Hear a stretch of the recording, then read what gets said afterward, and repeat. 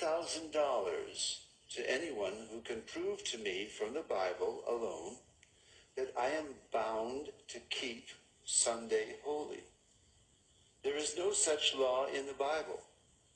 It is a law of the Holy Catholic Church alone. The Bible says, remember the Sabbath day to keep it holy. The Catholic Church says, no, by my divine power I abolish the Sabbath day and command you to keep holy the first day of the week. And lo, the entire civilized world bows down in a reverent obedience to the command of the Holy Catholic Church. T. N. Wright, CSSR, in a lecture at Hartford, Kansas, February 18, 1884. The Catholic Church for over 1,000 years before the existence of a Protestant, by virtue of her divine mission, changed the day from Saturday to Sunday. The Catholic Mirror, September 23, 1893. Question, which is the Sabbath day? Answer, Saturday is the Sabbath day. Question, why do we observe Sunday instead of Saturday? Answer, we observe Sunday instead of Saturday because the Catholic Church in the Council of Laodicea, AD 336, transferred the solemnity from Saturday to Sunday. Peter Geierman, The Convert's Catechism of Catholic Doctrine, 2nd edition, 1910, page 50. Question, have you any other way of proving that the Church has power to institute festivals of precept? Answer, had she not such power, she could not have done that in which all modern religionists agree with her. She could not have substituted the observance of Sunday, the first day of the week, for the observance of Saturday, the seventh day,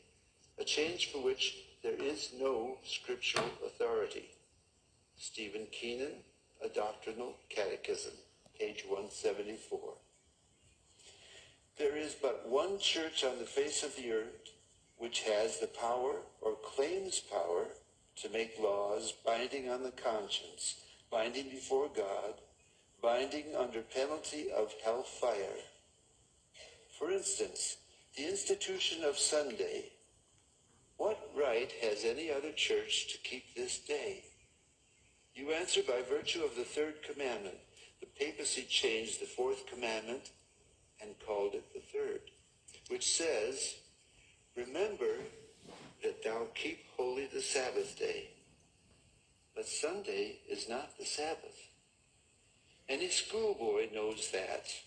Sunday is the first day of the week. I have repeatedly offered $1,000 to anyone who will prove by the Bible alone that Sunday is the day we are bound to keep, and no one has called for the money. It was the Holy Catholic Church that changed the day of rest from Saturday, the seventh day, to Sunday, the first day of the week. T. N. Wright, CSSR, in a lecture delivered in 1893.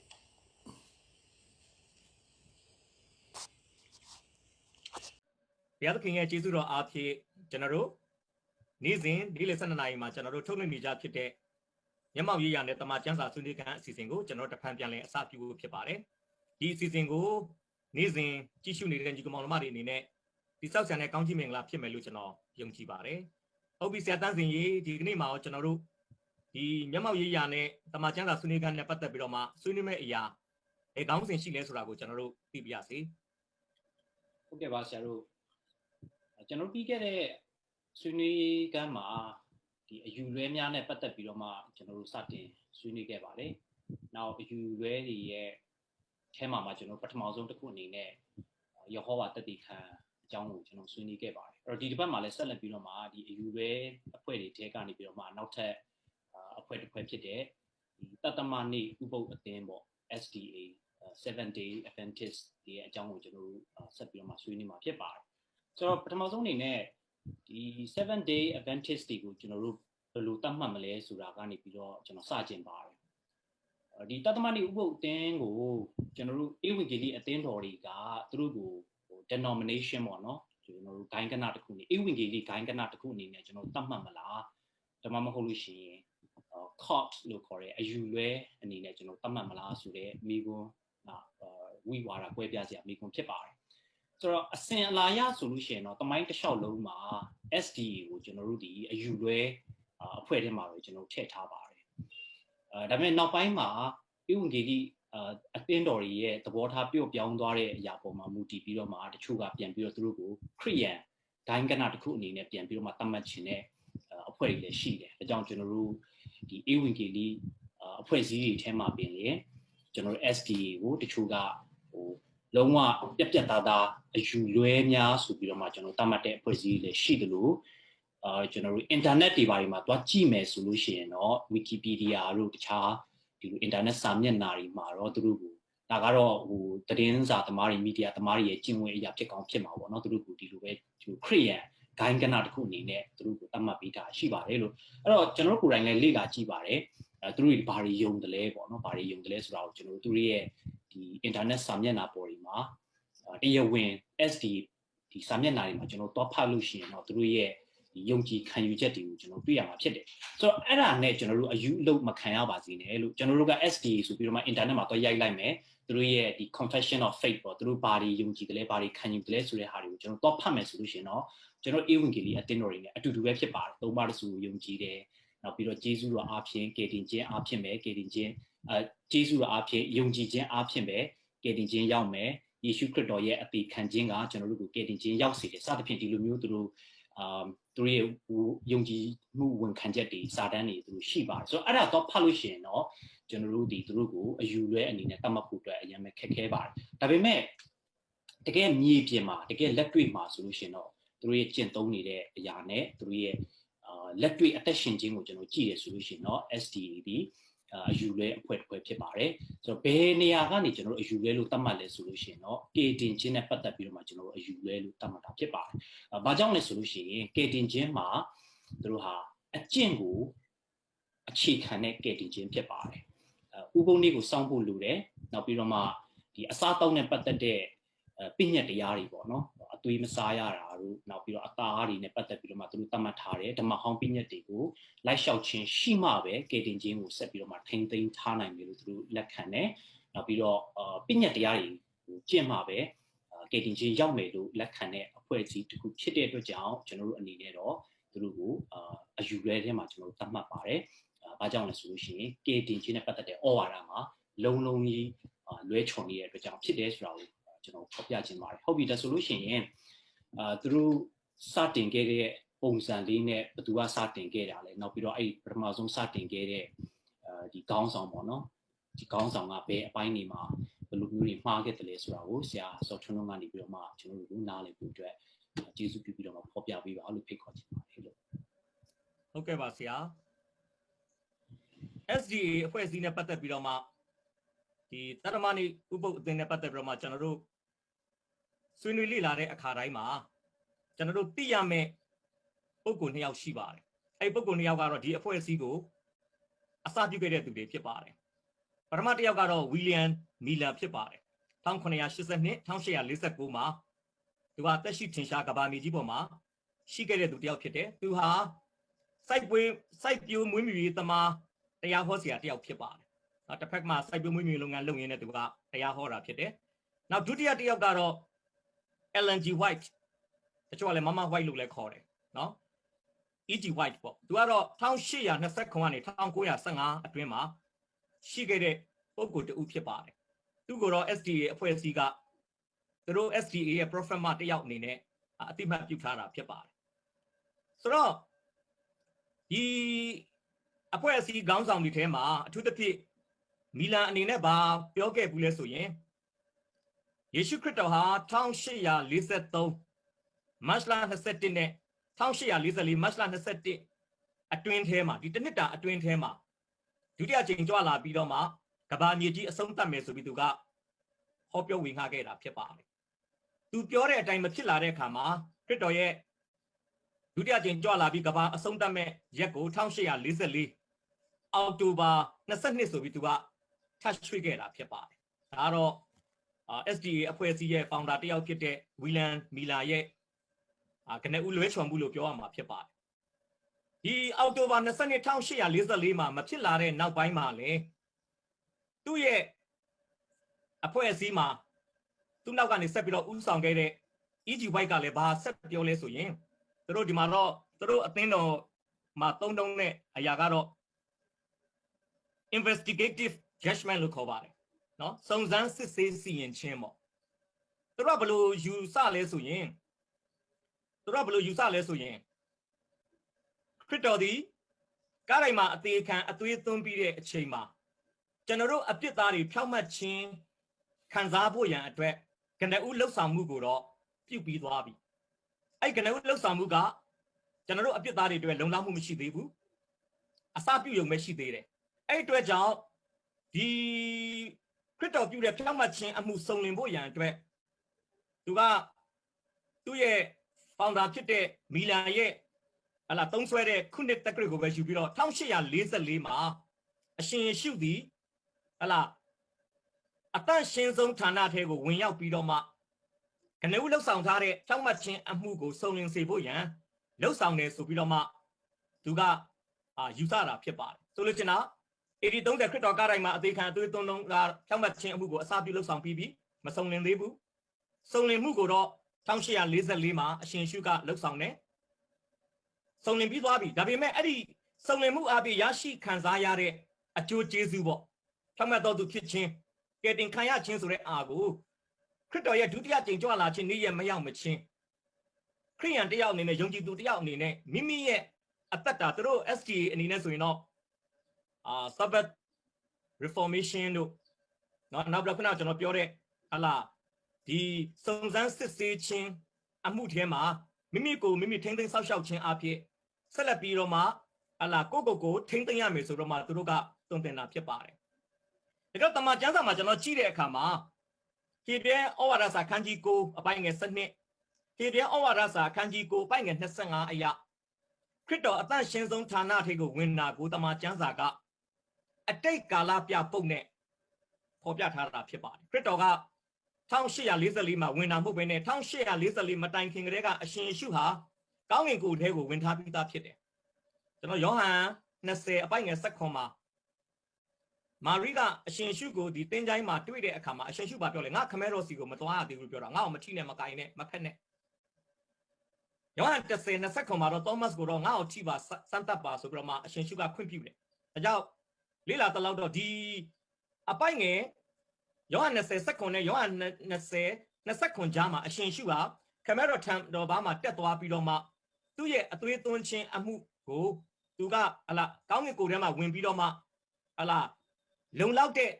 ဖြောင့်မတ်စေခြင်းအမှုကိုပြုထားပြီးသားဖြစ်ပါတယ်။နော်အဲ့မှာတော့ဗာသုံးထားဆိုရင်တခါဒီလို့သုံးထားတာ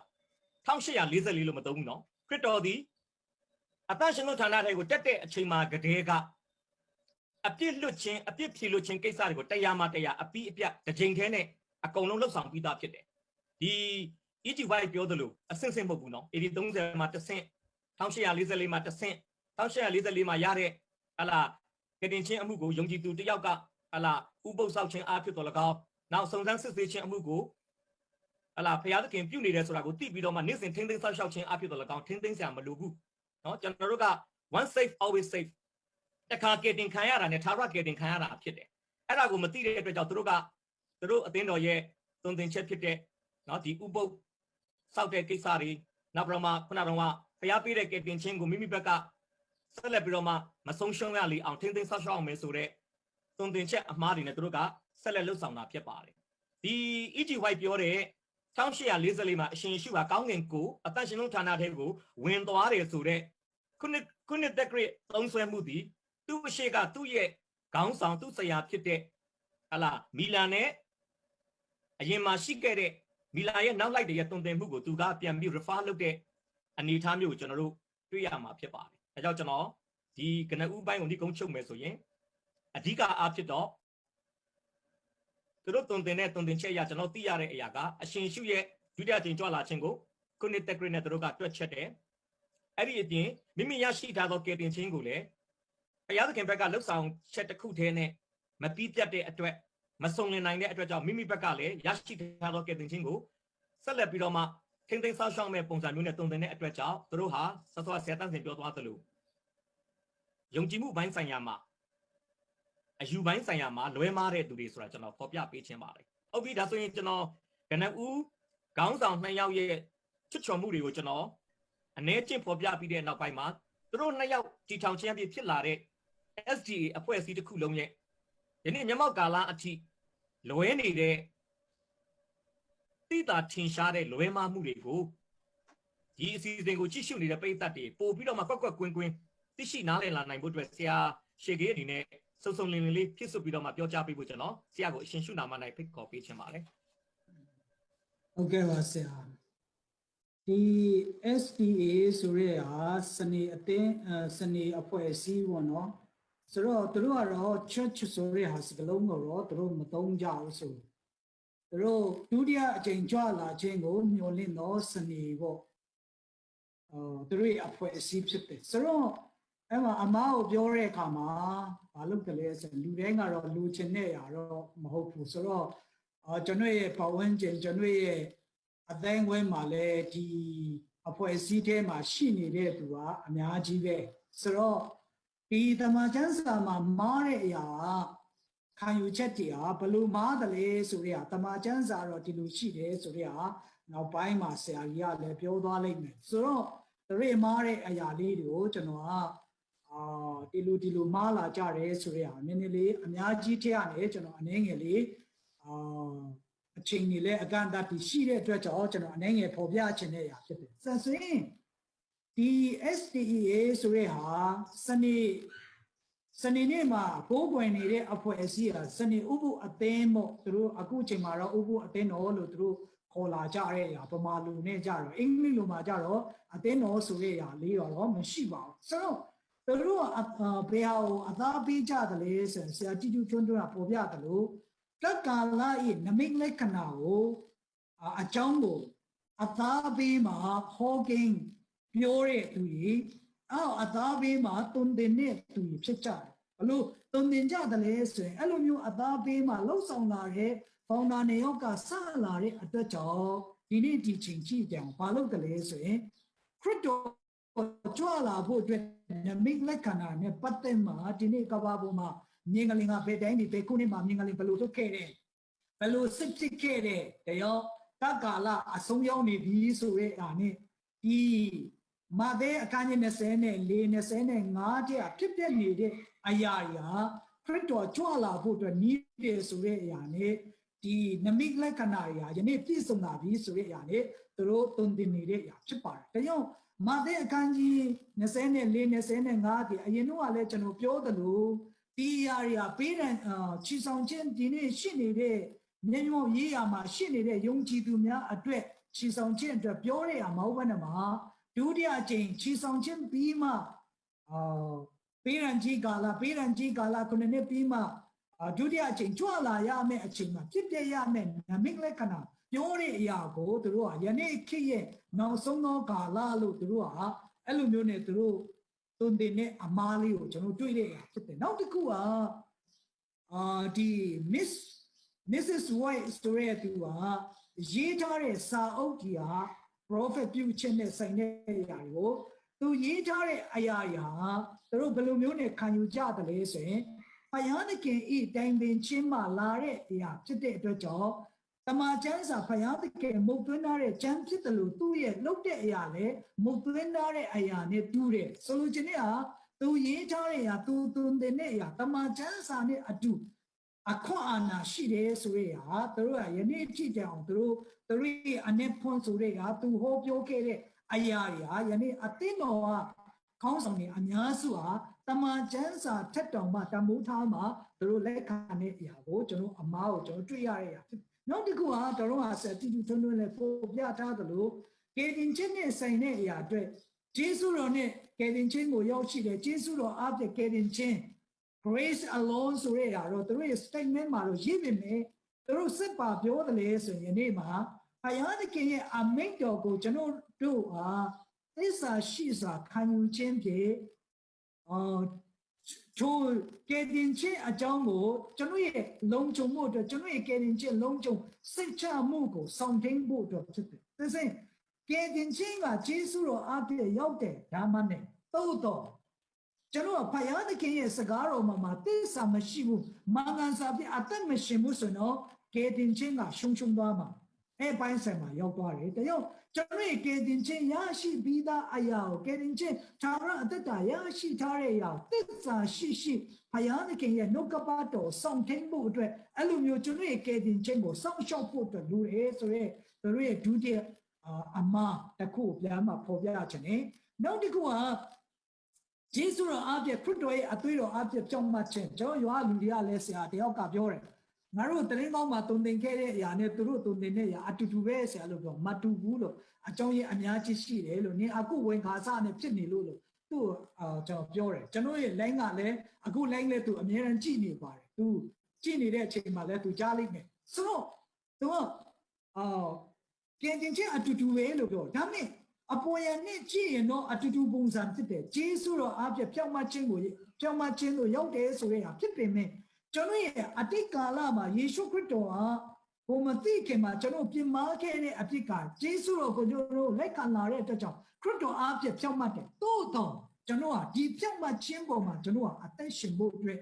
ကျွန်တော်ဖြောင့်မခြင်းဟာဒီတက်ခိုင်နေဖို့အတွက်ကျွန်တော်ကောင်းသောအရာကိုစူးစမ်းမှာလှုပ်ဆောင်ဖို့အတွက်ဖြစ်တယ်ဆိုရဟာသူတို့ရဲ့မာယုနဲ့အရာလေးပေါ့နောက်တစ်ခုကအနေနဲ့ပြောချင်တဲ့ဟာစနေနေ့ကိုစနေအသင်းတော်ကိုစနေနေ့မှာပဲကိုးကွယ်ရမယ်စနေနေ့ကိုးကွယ်တဲ့အရာရုပ်တုကိုကိုးကွယ်တဲ့အရာလို့အသင်းသူသူရဲ့ member ဝင်များကိုအသင်းဝင်များကိုအဲ့လိုမျိုးနဲ့ဝါဒ mind ကိုသူတို့ရိတ်သွင်းတဲ့အရာဖြစ်တယ်ဘယ်လိုလဲဆိုရင်အာဒီခရစ်ကသူစောင်းထားတဲ့တရဖူကပြာတိကျမ်းမှာစောင်းထားတဲ့အရာပေါက်ကစောင်းထားတဲ့အရာနဲ့အထိတ်အချွန်လေးတွေသူတို့တတ်ထားတဲ့အရာတွေကအားလုံးကအပုံစံအတူတူတဲ့အဲ့လိုပုံစံအတူတူဖြစ်တဲ့အတွက်ကြောင့်ပေါက်ကပဲဒီစနေကိုတနင်္ဂနွေနေ့အဖြစ်ပြောင်းတဲ့အတွက်ကြောင့်ခရိယာနီဟာဘာလုပ်တယ်လဲဆိုတနင်္ဂနွေနေ့မှာဖယားကိုကိုးကွယ်တဲ့သူဟာဘော့ဆိုတဲ့အရာအန်ဒီခရစ်ရဲ့ရှေ့ပြေးအနေနဲ့အတုံးတော်ခံတဲ့သူရဲ့ယုံကြည်တဲ့ဝင်မှုမှာရုပ်တုကိုကိုးကွယ်တဲ့သူတွေဖြစ်တယ်ဆိုတဲ့အရာကိုသူတို့လုပ်ပြီးမှဒီတနင်္ဂနွေနေ့ဟာ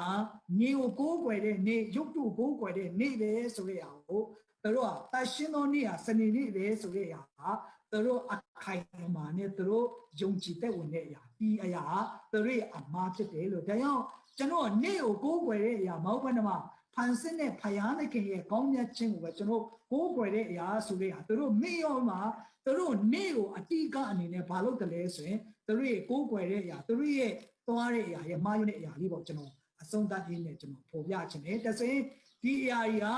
မှားယွင်းတဲ့အရာကျမ်းစာတွေမှာဘယ်လိုရှိတယ်လဲဆိုတဲ့အရာနဲ့ပတ်သက်မှာ STA ရဲ့မှားယွင်းတဲ့အရာနဲ့ဆိုင်တဲ့အရာချမ်းချက်ကထောက်ပြတဲ့အရာလေးကိုဆရာကြီးဦးလာမြင့်နေနဲ့ဆက်လက်မှဆွေးနွေးပြပါအောင်လို့ကျွန်တော်ဖိတ်ခေါ်ပါတယ်။ Okay ပါဆရာဒီ7 day Adventist လို့ခေါ်တဲ့ STA စနေဥပုသ်အသင်းပေါ့နော်သူတို့ကပြီးခဲ့ရပိုင်းကကျွန်တော်ပြောတိုင်း GW လို့ Jehovah Witness လို့အယူလွဲနေတယ်အာယုံလွဲနေတယ်အမှားယွင်းတဲ့ ဖွဲ့စည်းတဲ့မှာကျွန်တော်တို့ထည့်သွင်းပါတယ်ခုနဆရာတန့်စင်ပေါ်ပြသွားတဲ့အတိုင်းNew Evangelical ပေါ့နော်ဒီအင်္ဂလိပ်ဆရာထက်တော့ဆရာထက်တန်တဲ့ဖွဲ့စည်းတဲ့မှာပျော်ပြောင်းတဲ့သူတွေကသူတို့ကို denomination မှာပြန်ပြီးထည့်တာတွေကိုမျက်မှောက်ကာလမှာတွေ့နေရမှာဖြစ်ပါတယ်ဒါပေမဲ့ကျွန်တော်အနေနဲ့ကတော့ဒီတမန်ကျမ်းစာမှာရှိတဲ့ကယ်တင်ခြင်းနဲ့ပတ်သက်တဲ့ຢာပဲဖြစ်ဖြစ်နော်အနာဂတ်ကာလနဲ့ပတ်သက်တဲ့ຢာပဲဖြစ်ဖြစ်ကျွန်တော်တို့အတိတ်ကာလကတမန်တော်ကြီးတွေလက်ခံခဲ့တဲ့အယူဝါဒတွေလွဲသွားတဲ့အကြောင်းသူတို့တော့ကျွန်တော်ကအာယုံလွဲနေသူတွေအယူလွဲနေတဲ့သူလို့ကျွန်တော်သတ်မှတ်ပါတယ်ကျွန်တော် Jehovah Witness နဲ့ပတ်သက်ပြီးတော့ဆွေးနွေးခဲ့တုန်းကသုံးခဲ့တဲ့ကျမ်းစာအတိုင်းပဲရှင်ပြီးတော့စာဒုတိယဆောင်ခိုင်း3ပိုက်ငယ်16မှာတမန်တော်ရှင်ပေါလုရဲ့ကျမ်းစာမှာနည်းနည်းတွေရှိတယ်နော်အဲ့နည်းနည်းရာကိုကိုမတီးကြည့်တဲ့သူတွေနော်နောက်ပြီးတော့မတက်တဲ့သူတွေကဒီကျမ်းစာချက်အနက်တွေကိုမှောက်လှန်ပြီးကိုဖျက်ဆီးတယ်ဆိုတဲ့အတိုင်းဒီ SDA သမားတွေလည်းအဲ့တိုင်းပဲဖြစ်တယ်လို့ရှင်းစွာကျွန်တော်ဖော်ပြလိုပါတယ်သူတို့ မှားယွင်းတဲ့အကြောင်းအရာခတ်လို့သတ်မှတ်တဲ့ခါမှာကယ်တင်ခြင်းမှာအရှင်ရှုတပါးတဲ့ကသာလည်းကယ်တင်ခြင်းဖြစ်ပါတယ်အရှင်ရှုတာလည်းကျွန်တော်တို့ကယ်တင်ပိုင်ရှင်ဖြစ်ပါတယ်ဂျေဇုတော်ကြောင့်ပါလေကယ်တင်ခြင်းရောက်လာဖြစ်ပါတယ်သူတို့ကတော့အဲ့တိုင်းပဲပြောတယ်ဂျေဇုတော်ကြောင့်ကယ်တင်ရောက်တယ်လို့ပြောတယ်ခဏဆရာရှေကိပြောတဲ့အတိုင်းပေါ့ခရစ်တော်ရဲ့ထမြောက်ခြင်းခရစ်တော်ရဲ့အသွေးတော်အဖြစ်ကျွန်တော်ဖြတ်မှရောက်တယ်နော်သူလည်းအတိုင်းပဲပြောတယ်ဒါပေမဲ့သူတို့မှာထပ်ပြီးတော့ပေါင်းလာတာရှိတယ်အဲ့ဒီခံစားရတဲ့ထာဝရသက်ကိုစနေဥပုသ်ဆောင်ခြင်းအဖြစ်ဆက်လက်ပြီးထိန်းသိမ်းတာဝယ်ဆောက်ရှောက်အောင်မယ်ပြည့်ညတ်တရားကိုဆောက်ရှောက်ခြင်းအဖြစ်ဆက်လက်ပြီးထိန်းသိမ်းရမယ်ဆိုတော့ဒါထပ်ထဲတယ်လားဖြစ်ပါတယ်ဒီနေ့အဖြစ် cross ဆိုတဲ့ဖွဲ့စည်းကိုကျွန်တော်ဘယ်လိုသတ်မှတ်လို့ရစီရင်ခရစ်တော်အပေါင်း something ပြောလိုက်ခရစ်တော်အပေါင်းတစ်စုံတစ်ခုပေါ့ခရစ်တော်ဘာတဲ့နဲ့မဟုတ်ဘူးကျန်တဲ့ဟာပါလိုတယ်လို့ပြောလိုက်ရင်ဒါကတော့ဘာဆို cup လို့ကျွန်တော်ပြောလို့ရမှာဖြစ်ပါတယ်သူတို့ခုနပြောတဲ့အတိုင်းဟလာ AD 320မှာတဲ့အဲ့ချိန်မှာရှိတဲ့Roman Catholic သင်းတော်ပေါ့နော်ဒီပုပ်ယဟန်မင်းကဘာလုပ်လိုက်လဲဆိုရင်စနေနေ့ကိုကွယ်နေတဲ့အချိန်ကနေပြီးတော့တင်းနှင်းကိုရွှေ့လိုက်လို့ပြောပါတယ်ဒါတော့ပါမိုင်းเจ้าနဲ့ပြောတာကျွန်တော်တို့ကျမ်းစာပုံမှာအခြေခံပြောပါမယ်ကျွန်တော်တို့သမတိကာလယုံကြည်သူတွေဟာတမန်ကျမ်းစာအရစနေနေ့မှာကိုကွယ်တဲ့သူမဟုတ်ပါဘူးတခင်ရှုပြတည်ခြင်းကိုရှင်မြန်ထမြောက်တဲ့နေသည်ဟုသောတခင်ပြားနေ့တင်းနှင်းကိုမှာကိုကွယ်ကြတဲ့သူတွေဖြစ်ပါတယ်ဘာကြောင့်လဲနော်ကောရိန္သုစာပထမစာဆောင်ခန်းကြီး16အပိုက်ငယ်1နဲ့2ကိုကြည့်ရင်ကျွန်တော်လှူဒန်းဆရာစုထားခြင်းအကြောင်းမရှိစေခြင်းက9ရက်တွင်ပထမနေ့ကိုတော့ယုံကြည်သူခရိယန်တွေပေးကမ်းတဲ့နေ့ဟာအလှငွေပါဝင်တဲ့နေ့က9ရက်မှာပထမနေ့ကိုပြောတဲ့သခင်ဖျားနေ့ဖြစ်တဲ့ဆိုတာကိုတွေ့ရမှာဖြစ်ပါတယ်။နောက်ကျမ်းစာကဘာတွေ့ရလဲဆိုလို့ရှိရင်တမန်တော်ဝတ္ထုခန်းကြီး20အပိုက်ငယ်9မှာ9ရက်တွင်ပထမနေ့၌မုတ်ဖဲ့တယ်ဒီခေတ်ဆိုရင်ကျွန်တော်ကပွဲတော်မင်္ဂလာစားတယ်ပေါ့နော်။ပွဲတော်မင်္ဂလာစားတဲ့နေ့ကလေ9ရက်မှာပထမနေ့ဖြစ်ပါတယ်။နောက်ရှင်ရှုပြလည်းတေကျင့်ရှင်မထမြောက်ပြီးတဲ့နောက်ထမြောက်ပြီးတဲ့နေ့မှာပဲရှင်ယောခရစ်ဝင်ခန်းကြီး20အပိုက်ငယ်19မှာတပည့်တော်တွေရှိကိုလာပြီးတော့တွေ့ခဲ့တယ်အဲ့ချိန်မှာသောမတ်မပါဘူးယောဟန်ခန်းကြီး20အပိုက်ငယ်26မှာတော့သောမတ်ပါတယ်ရှင်ရှုပြနှစ်ချိန်တစ်ခါသခင်ဖျားနေသည်ဟူသောတေကျင့်ရှင်မထမြောက်နေမှာတပည့်တော်တွေကိုလာတွေ့တယ်ဆိုတာကိုကျမ်းစာရတွေ့ရပါတယ်နောက်ဒါကြောင့်ဒီကနေပြီးမှယောမတော်ဆိုရှင်ပေါလုရဲ့တုန်ချက်ကယောမခန်းကြီး14ပိုက်96ဖတ်မယ်ဆိုလို့ရှိရင်နေ့ရဲ့ဆောင်ခြင်းနဲ့ပတ်သက်ပြီးဘယ်လိုလဲမင်းတို့သူများကနေပြီးတော့မစစ်ကြောစီနဲ့ဆိုတော့ကောလောသဲအခန်းကြီး2အပိုက်ငယ်16အပိုက်ငယ်19မှာလည်းလို့ဖော်ပြခဲ့တာတွေ့ရမှာဖြစ်ပါတယ်။ဒါအဲ့ကျမ်းစာတွေပတ်မယ်ဆိုရင်စနေဥပုသ်သင်ဟာခုနကျွန်တော်ပြောတဲ့အတိုင်းခရစ်တော်အပြင်ထာဝရသက်ပေးတယ်ဒါတော့သူတို့လက်ခံကြတယ်။အဲ့ထာဝရသက်ကို maintain ပေါ့ဆက်လက်ပြီးတော့ရရှိခံစားသွားဖို့အတွက်ကိုယ့်ဘက်ကပြည့်ညတ်တော်ဆောက်ရှောက်အောင်မယ်။ဥပုံဆောက်အောင်မယ်ခုနဆရာတန်စီပြောတဲ့အတိုင်းdietary law တွေပေါ့လေဒီမစားရဆိုတဲ့သားတွေမစားရဘူးเนาะသူတို့မှာဘာရှိလဲဆိုရင်လက်ဖေးလည်းမတော့ရအောင်ကော်ဖီလည်းမတော့ရဘူးကျွန်တော်မိတ်လာဘက်ကိုရောက်တဲ့ခါ S တွေတောင်းနေတွေ့ပါတွေ့တော့ကျွန်တော်ကရင်းနှီးချမ်းတောက်နေတာတောက်နေတော့ရင်းနှီးဖြူပဲအိရှင်တောင်းနေအဲကျွန်တော်သူ့ကိုမိတယ်ဆရာရင်းနှီးချမ်းမတောက်ဘူးလားဆိုမတောက်ဘူးတဲ့ဆရာတို့ကမျိုးစုံတောက်တယ်ပေါ့လေဆရာတို့ရဲ့ခန္ဓာကိုယ်ဘယ်လိုခေါ်လဲဆိုရင်ကျွန်တော်တို့ကmunicipal bike လို့ခေါ်တယ် municipal ဆိုတဲ့နော်ကျွန်တော်အမိုက်တွေအပုပ်သိုးတွေပေါ့လေကျွန်တော်ကသားလဲစားတယ်ငခုလဲစားတယ်ငကြီးလဲစားတယ်စသဖြင့်ပေါ့နော်ဒါကပြညတ်တရားမစားရတာဆရာတို့က bike က municipal bike စီပင်သာ bike လို့ကျွန်တော်ခေါ်တယ်ကျွန်တော်တို့ကတော့တဲ့သူအဲ့တော့ကျွန်တော်က lime juice ဆိုတာအဲ့ချိန်မှာနာမည်ကြီးတဲ့drink တစ်ခုဖြစ်တာเนาะတောက်သုံးဖြိုရည်တစ်ခုဖြစ်တာကျွန်တော်ကတော့တဲ့လိုင်းမပူးလို့ခေါ်တယ်လိုင်းမပူးဆိုတာသိရနော်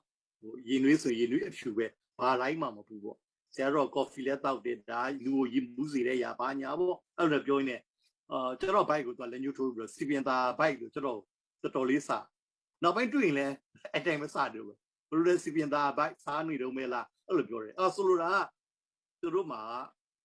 ကျန်းစာရဲ့ဖော်ပြချက်ကိုသိချာမသိပဲနဲ့အဲ့လိုမျိုးသူတို့သုံးဆွဲနေတာအဲ့လိုမျိုးကျန်းစာမှောက်မှားပြီးတော့သုံးဆွဲနေတာကိုကျွန်တော်တွေ့မြင်ဖြစ်ပါတယ်ပြီးခဲ့တဲ့ဘက်ကျွန်တော်ဆွေးနွေးခဲ့တဲ့အတိုင်း JW တွေသုံးတာကတော့ New World Translation ကိုသုံးတယ်သူတို့ကြတော့ဘာသုံးလဲဆိုရင်1980ပြည့်နှစ်နောက်ပိုင်းမှာရလာတဲ့သူတို့ကတော့အတူကောက်တော့ TCW လို့ခေါ်တယ်အဲ့ဒါပါဆို the clear word ရှင်းလင်းတဲ့နှုတ်ကပတ်တော်လို့ပဲဘာသာပြန်မလားမပြောတတ်ဘူးမြန်မာလိုရှိမရှိတော့ကျွန်တော်မပြောတတ်ဘူးအင်္ဂလိပ်မှာတော့တွေ့ရတယ် ECW အဲ့ Bible သုံးတယ်ဒါပေမဲ့အဲ့ဒါလည်းသူတို့ကJW တွေလို့ Jehovah Witness တွေကတော့ New World Translation ကို endorse လုပ်တယ်သုံးရမယ်ဒါပေမဲ့ SD ကတော့အဲ့လိုမျိုးမဟုတ်ဘူးဒါခုနပြောတဲ့ the clear word ကိုသုံးရမယ်ဆိုတော့ endorse တော့မလုပ်ထားဘူးဒါပေမဲ့သူတို့ကတော့ဖျားခင်နဲ့တာ၍ယင်းဤကြောင်းဝင်ဖို့အတွက် ECW တော့the clear word ကဒီဘာသာပြန်မှုရင်းတော့သုံးရမယ်ဆိုပြီးတော့အဲ့မျိုးသူတို့သုံးဆွဲတာတွေ့ရမှာဖြစ်ပါနောက်သူတို့JW မှားတာရော SD မှားတာအခုမှတော့တူတယ်အဲ့ဒါပါဆို so sleep ဆိုတဲ့ဟာဖြစ်ပါတယ်ကျွန်တော်တို့သုံးဆွဲရရပေါ့လေလူတယောက်မလားအသက်တည်ဆုံးသွားရင်ကျွန်တော်ကျန်းစာခရစ်တော်ကိုလည်းသုံးခဲ့တာသုံးခဲ့လို့ဆိုရင်ဟလာယာယူရဲ့သမီးလေးတေးတာမဟုတ်အိပ်ပျော်နေတယ်လို့ပြောတာအဲ့ဒါသုံးပြီးတော့သူက so sleep ဆိုတော့နံဝဉ္ဉင်အိပ်ပျော်တယ်ဆိုတော့အဲ့ဒါမျိုးသုံးခဲ့တယ်ကျွန်တော်တေးပြီးတာနဲ့နံဝဉ္ဉင်ကဘဲမှမရောက်ဘူးကျွန်တော်ကျန်းစာတွေကပြောတဲ့အတိုင်းကျွန်တော်တို့ကျန်းစာပြောတဲ့အရာကတော့အသက်ဝဉ္ဉင်ထွက်တဲ့ချိန်မှာပြင်လေဟလာအသက်ရှင်စဉ်ကာလမှာခရစ်တော်ဖျားကိုသိခဲ့ရင်သာရကောင်းကင် paradise ပေါ့လေ paradise တူပုံပေါ့အဲ့ဒီချိန်မှာသာရတဲ့မရခဲ့ခရစ်တော်မယုံခဲ့ရင်တော့ marana နောက်ပိုင်းကျရင်ငရဲကြမှာပေါ့လေအဲ့လိုမျိုးကျွန်တော်တို့ကပြောတယ်ဒါပေမဲ့သူတို့ကလူမဟုတ်ဘဲမှမသွားဘူးso sleep ဆိုတော့နံဝဉ္ဉာအိတ်နေတော့မဲလို့သူသုံးပါတယ်အဲ့ဒါတွေကိုကျွန်တော်တို့ဘယ်လိုရင်ဆိုင်ဖြေရှင်းရမလဲဆိုရင်ဖိလိပ္ပုစခန်းကြီး1ပိုက်ငယ်23မှာတမန်တော်ရှင်ဘောလို့ပြောပါတယ်ငါအသက်ရှင်နေရမှာခရစ်တော်ဖြစ်တယ်သေလင်သားရဲ့ကျိုးရှိတယ်အသက်ရှင်မင်းတို့အတွက်ကောင်းတယ်သေရင်လည်းငါသခင်ဖျားနဲ့တွေ့ဖို့အတွက်ဖြစ်တဲ့ကြောင့်ငါတာ၍ထိုအကျိုးကိုအင်မတန်မှလိုချင်တယ်လို့ဒီအကျိုးနှစ်ပါးဆက်ကြမှာငါဒီဘယ်အကျိုးရွေးရမှန်းမသိဘူးဘောလို့ကဘာပြောလဲစုတေလင်ခရစ်တော်နဲ့တူရှိမယ်ဆိုငါသိတယ်သူမှရှင်ဘောလို့ so sleep ပြုံးတဲ့သူမဟုတ်ဒါပေမဲ့ခုန JW တွေဒီနေ့ကျွန်တော်ခုဆွေးနေတဲ့ SD ကတော့နံဝဉ္ဉင်အိပ်ပျော်တာကိုယုံတဲ့သူတွေဖြစ်တယ်ဆိုတာကိုအဲ့ကျမ်းကျင့်တဲ့သူတို့ထောက်ပြလို့ရတယ်။နောက်ရှင်ရှုဖျားကရှင်လုကာခရစ်ခန်းကြီး23ပိုက်ငယ်43မှာကားတိုင်ပေါ်မှာတမယာကြီးတစ်ခုကြီး2ယောက်ရှိတယ်။တစ်ယောက်ကတို့ပြောရင်အရှင်ရှုဖျားကိုသူကဘယ်လိုတန်းတာလဲဆိုရင်ကိုရောနိုင်ငံတော်တည်ထောင်ကြွလာခါကျွန်တော်အောင်မီသတိရပါလို့ခေါ်ပြတာ။အဲ့ဒီမှာရှင်ရှုကSD ကျမ်းဆောင်တော့ဘယ်လိုရေးလဲမသိဘူး။အေးဟုတ်ပြီမင်းဒီနေ့တော့အိပ်ပျော်အောင်နောက်မှငါနဲ့တူရှိမယ်လို့ဖော်ပြမလို့ပြောတယ်။ဒါကျမ်းစာဖော်ပြတာဘာပြောလဲ။မင်းယနေ့မှာပင်ငါနဲ့တူ paradise မှာရှိတယ်လို့ပြောတာ။အဲ့တော့ so sleep ဆိုတာဒီကျမ်းချက်တရားမဟုတ်တော့ဘူးဆိုတာကိုကျမ်းစာအနေတွေ့ရမှာဖြစ်ပါတယ်။နောက်ပြီးတော့သတ္တလုံးတော်စာပထမဆောင်သောခိုင်းလေးပိုက်ငယ်14မှာဘာပြောလဲ။အရှင်ရှုချီဆောင်အသင်းတော်ချီဆောင်ကြွလာတဲ့ခါမှာအိပ်ပျော်သောသူတို့ရဲ့နံဝိညာဉ်ကိုခရစ်တော်နဲ့တူပို့ဆောင်တယ်လို့ပြောတာ။အမှားတော့အင်္ဂလိပ်မှာဖတ်ကြည့်ရင်တော့bring ရဲ့ past tense ဖြစ်တဲ့ brought ခရစ်တော်နဲ့တူပါလာလို့ပြောတာအဲ့တော့အဲ့ဝိညာဉ်နဲ့ခရစ်တော်တူပါလာတဲ့ဝိညာဉ်နဲ့ဒီခန္ဓာကိုယ်နဲ့ထိပြီးတော့သူတို့ကအသက်ရှင်ခန္ဓာကိုယ်ပြန်လဲထမြောက်ကြမှာဖြစ်တော့အဲ့ဒီအဖြစ် so sleep ဆိုတာမဟုတ်ဘူးဆိုတာသိကြဆိုဖော်ပြခြင်းနောက်ပြီးတော့ Hebrew စာခန်းကြီး7ပိုက်ငယ်1မှာဘာပြောလဲဤမြလောက်တက်တေပေါင်းဒီငါတို့ဝင်းရလဲရှိကြပြီဖြစ်လို့ပြောတဲ့အခါ Hebrew ခန်းကြီး7အပိုက်ငယ်1ကနေပြီးတော့ပိုက်ငယ်40ပြမှာရှိတဲ့ယုံကြည်ခြင်းသူရဲ့ခေါင်းတွေကိုအဓိကယူရနေတာအဲ့လိုယူရတဲ့ခါမှာသူတို့နေတာ JW တို့ SD တို့ယုံတဲ့အတိုင်းဟလာ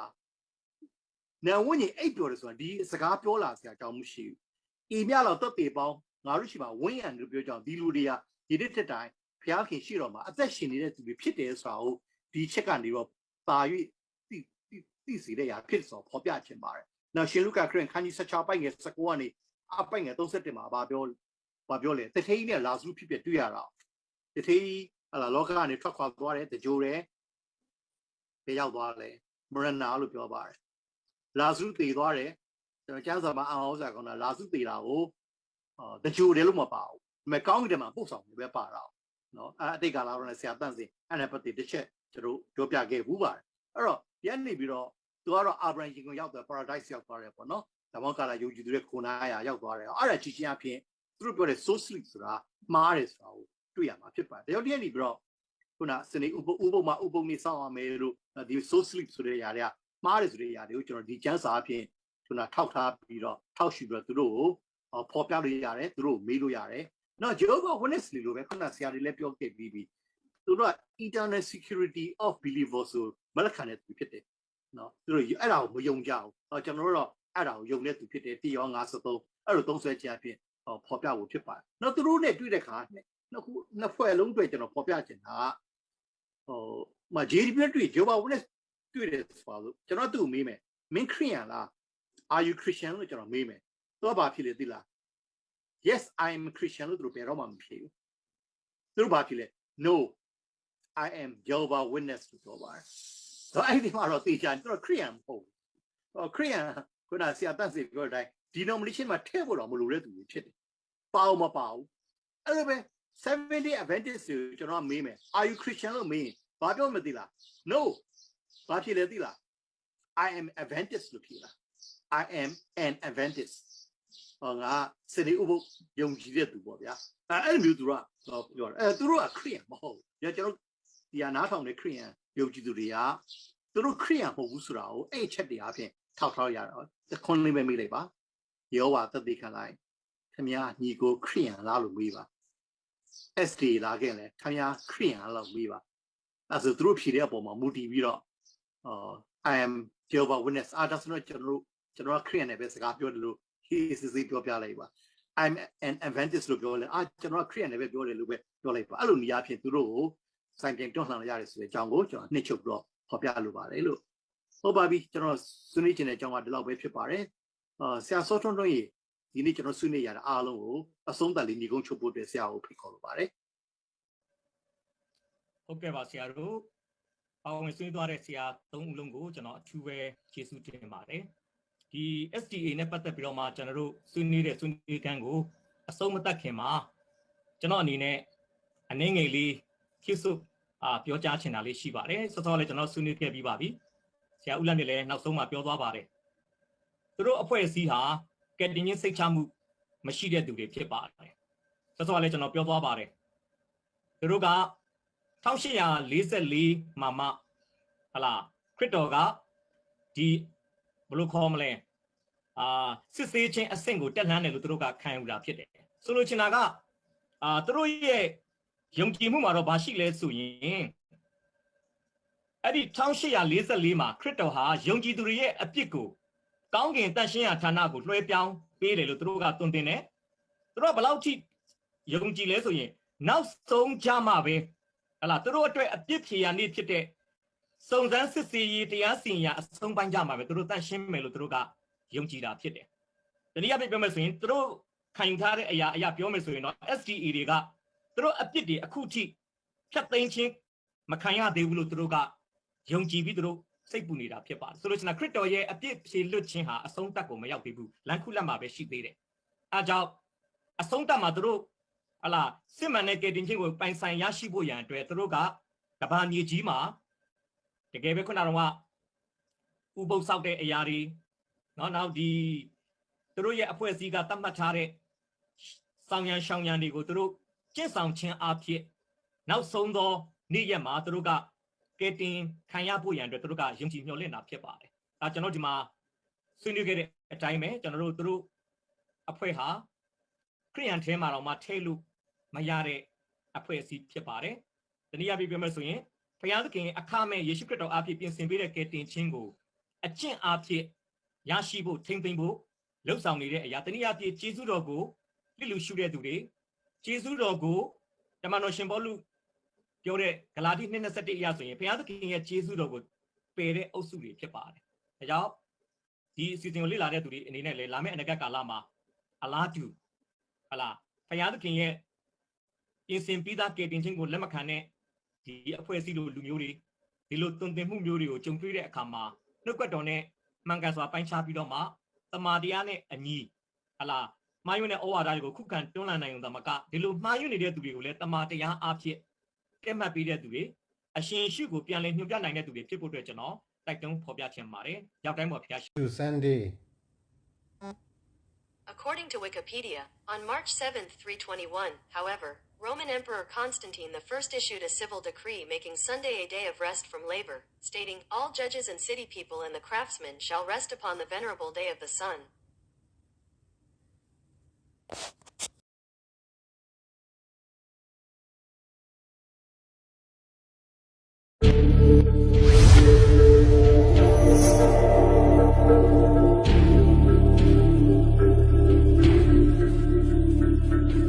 When was a Roman Catholic Church made?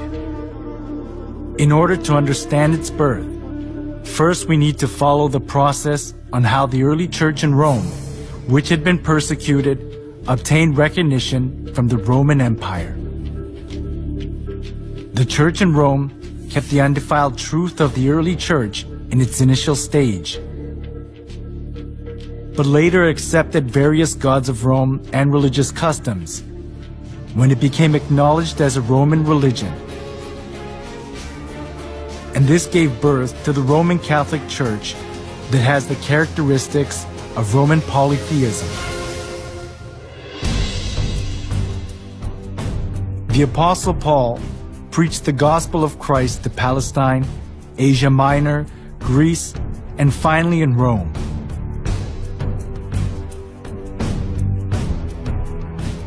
The church in Rome was not welcomed in its initial stage. It was because of the monotheism of Christianity, and the polytheism of Rome conflicted with each other.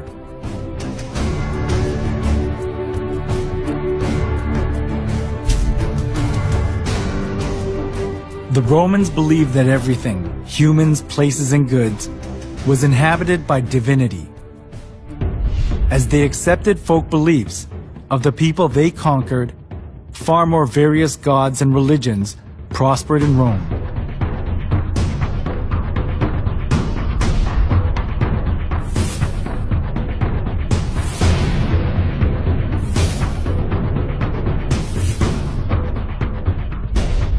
Christian monotheism that appeared in this age went counter to the polytheistic concept of Rome, especially as the Roman emperors approved all the religions of the people they conquered in order to rule over them and to achieve their political purposes. This came into conflict with Christianity, so the Roman emperors persecuted the Christians. The early church was oppressed by many emperors, but there was a turning point during the reign of Emperor Constantine in the 3rd century.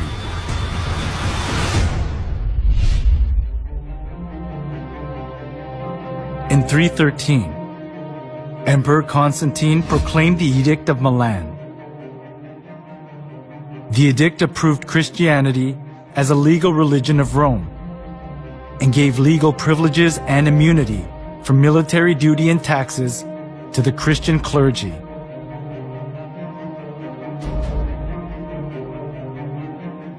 There was the political goal of Constantine underlying such kinds of preferential treatment.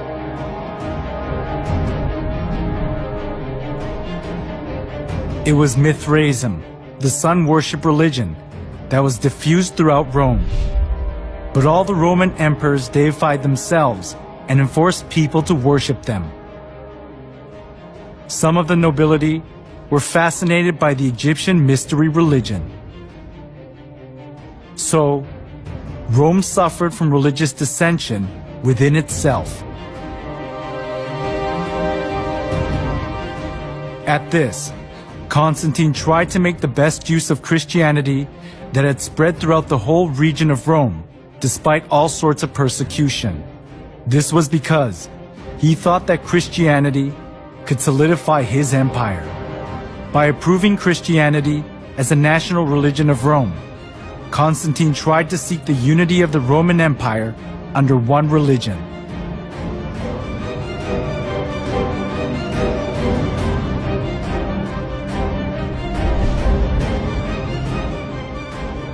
Thanks to Constantine's pro-Christian policies, many believers of the polytheistic religions of Rome streamed into the Christian church. This tightened Constantine's political grip, and Christianity positioned itself as the religion of Rome, expunging persecution and contempt it had received so far. However, the indiscreet conversion they did without having any kind of understanding or faith, rather produced an adverse effect, the influx of pagan customs into the church.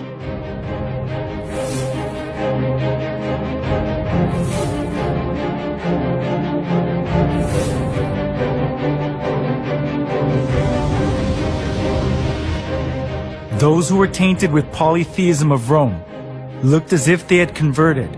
but in actuality it wasn't easy for them to get rid of the religious rites and institutions of worshipping the sun, the moon, and the stars, and various gods and goddesses, which they had worshipped since their forefathers. The church in Rome sought for solutions to disburden the pagans when they converted to Christianity. It was to bring in things similar to the gods that the pagans had believed into the church. They thought they would increase the number of pagan converts by doing that.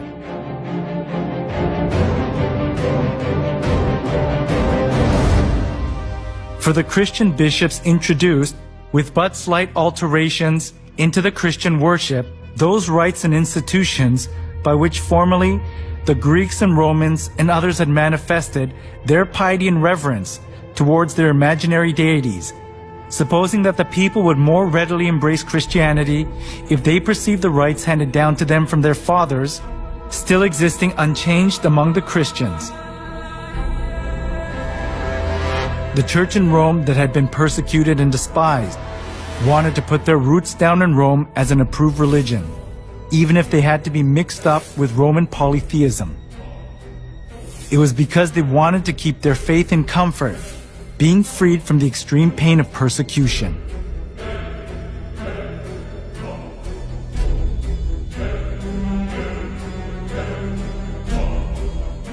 To attract more pagans, the church in Rome tried to Christianize various kinds of pagan gods to suit the Bible. One of the most representative things among them was accepting pagan customs of the sun god worship tradition. The church in Rome identified Jesus with the sun god.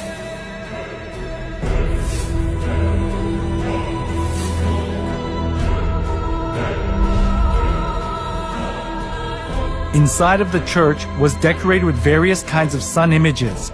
and the idea to worship the sun was established as if it were the truth of the church.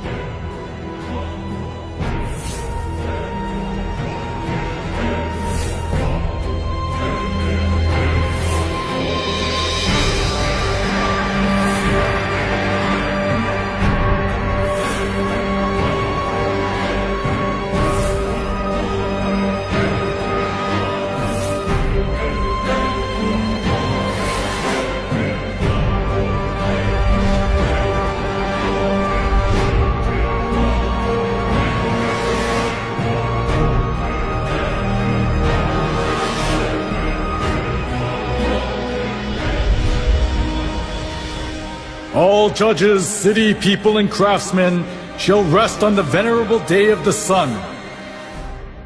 Constantine's edict in 321 played an important role in making the sun god worship faith to put its roots down in the church.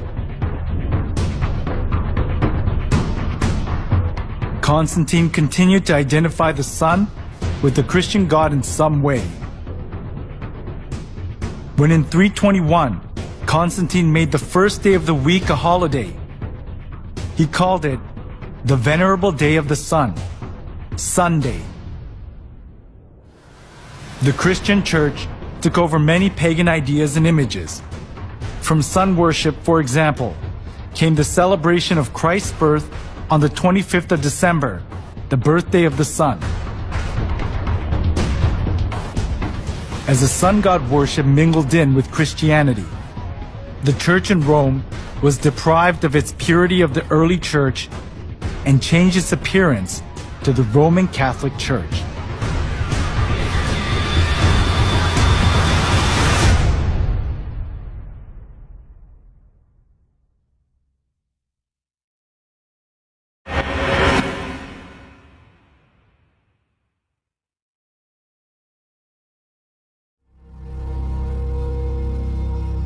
Before the 3rd century, the church in Rome was one of many churches that were scattered all over the Roman Empire.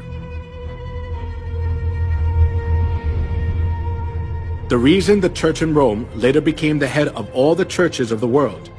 and dominated the Middle Ages was because it joined hands with Emperor Constantine. As a result of Constantine's pro-Christian policies, many people who believed pagan gods converted to Christianity. This consolidated Constantine's political position,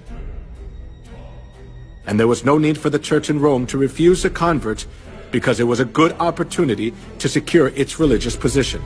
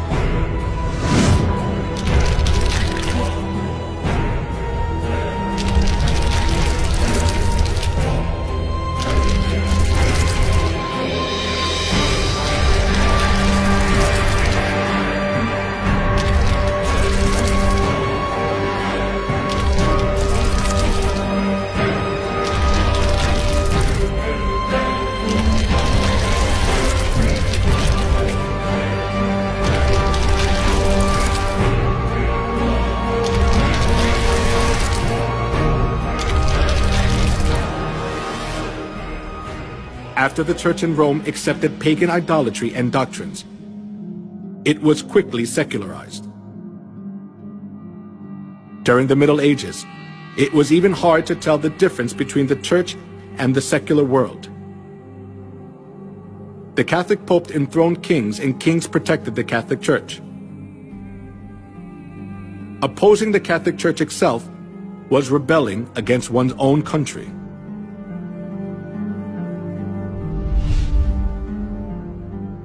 The Pope wielded an absolute power.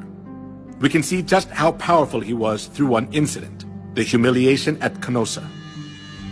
That happened during the time of Pope Gregory VII. Pope Gregory VII claimed that the Pope could not be judged by anyone on earth, and he could dethrone emperors and kings, and excommunicated Henry IV, the Emperor of the Holy Roman Empire, in the course of the investiture controversy. As Henry IV was faced with the crisis of being dethroned, he went to the Pope who was in Canossa.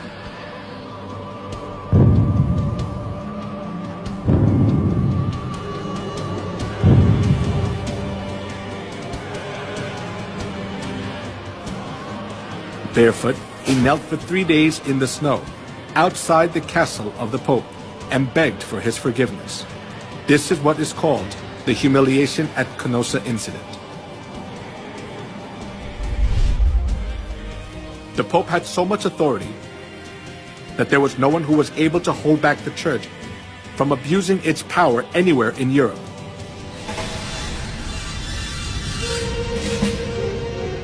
Not only that, the popes committed numerous crimes such as murder, blasphemy, simony, and adultery to hold on to their seat of power.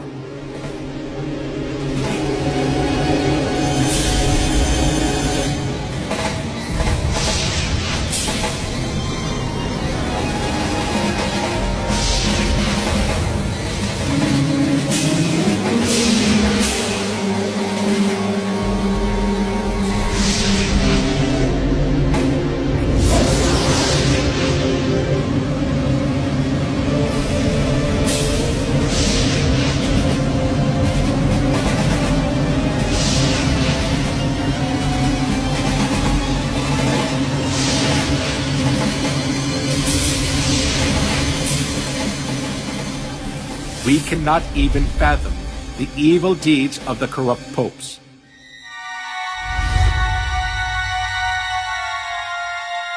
Among them, Pope Leo X enjoyed works of art and collected masterpieces. He invited artists like Michelangelo, Leonardo da Vinci, and Raphael to the Vatican and richly ornamented the church. Being driven by his vanity, he constructed St. Peter's Basilica. However, as he ran out of money by collecting costly works of art, he started to print a greater amount of indulgences.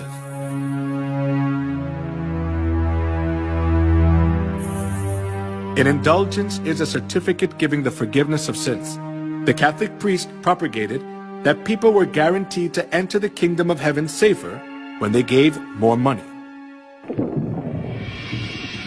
Come, see for yourself. This is not just a simple indulgence. Even though you don't do confession, all your sins will be forgiven. Even the sins of your relatives in purgatory will vanish. Will you just leave your mother to suffer in the fire? Come here, everyone. Come. When you drop the coins in the box and it makes a clinking sound, then the souls will arise from the fiery purgatory.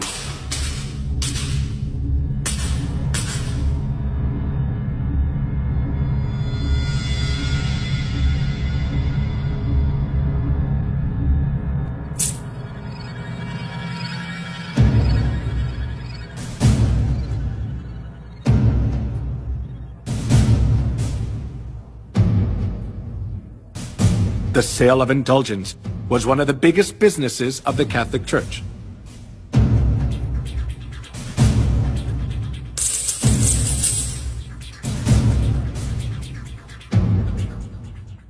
Since indulgences was a good solution for those who were seized by the fear of hell, numerous people gathered to buy the kingdom of heaven.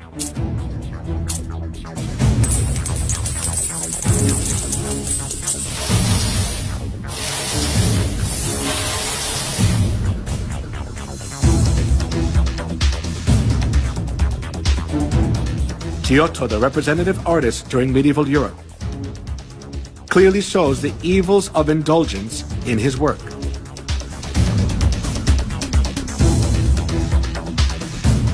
The Last Judgment.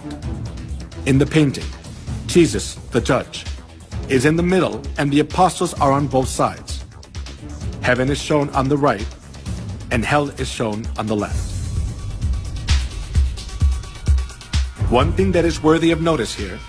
is the scene where souls are weighed. A man who is on his knees presents a model of the chapel to three women. The name of the man is Enrico Scorveni. He was a notorious loan shark of that time. Because loan sharking was a big sin, he could never dream of entering the kingdom of heaven. However, even though Enrico was a loan shark, he bought indulgences and paid for his sins, and proudly purchased the ticket for the kingdom of heaven.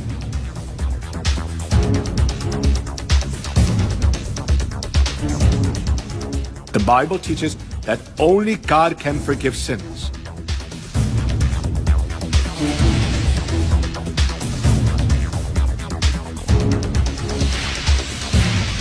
However, the Catholic Church insists that the Pope too has the authority to forgive sins.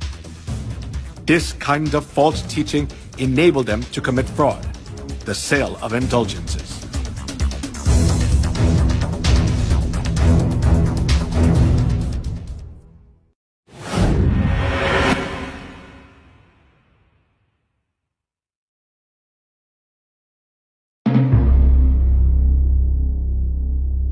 The Inquisition, run by the Catholic Church, is evidence that shows how corrupt and cruel the Catholic Church is. The Inquisition, which was established for religious trials, became a transnational institution of the Catholic Church. It was devised to condemn heretics designated by the Catholic Church. Heretics defined by the Catholic Church were the Christians who opposed the false insistence and doctrines of the Pope and wanted to live by the Bible. to rule over the world as they want. The popes tried to get rid of the Bible and restricted people from reading it.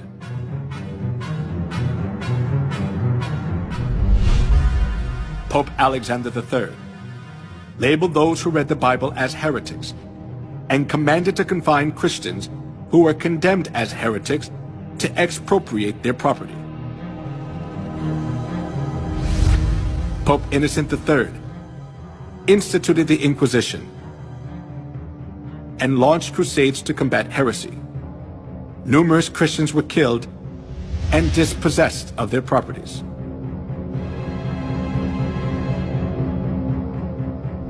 Pope Gregory IX claimed to punish heretics who did not repent and appointed the order of Saint Dominic as the Inquisitor. Pope Innocent IV promulgated the bull Ad Extirpanda, explicitly authorizing torture, and commanded to burn everyone who opposed Catholicism.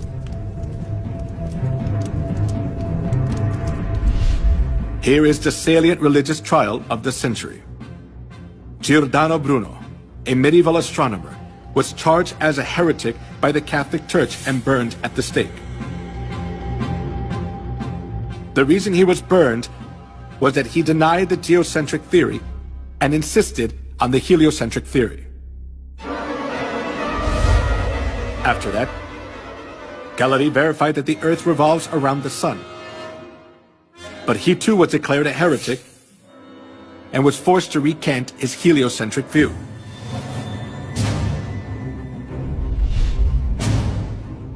Joan of Arc, Maid of Orleans, who saved France from a crisis, was burned at the stake as a witch by the Inquisition. As years went by, the Inquisition helped the Pope exercise his extraterritoriality. To stay in power, the Catholic Church accused those who stood against them of being heretics and eliminated them. If a person was charged of being a heretic once, he had no right to have counsel. He was severely tortured and ended up being imprisoned for life or executed by fire.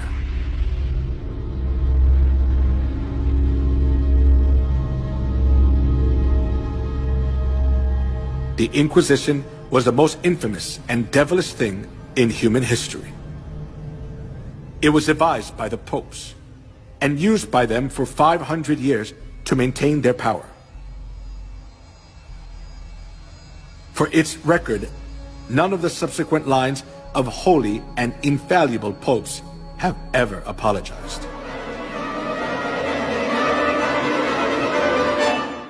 He was given power to make war against the saints and to conquer them. Historians estimate that in the Middle Ages and early Reformation era, more than 50 million martyrs perished at the hands of the papacy. During the Dark Ages,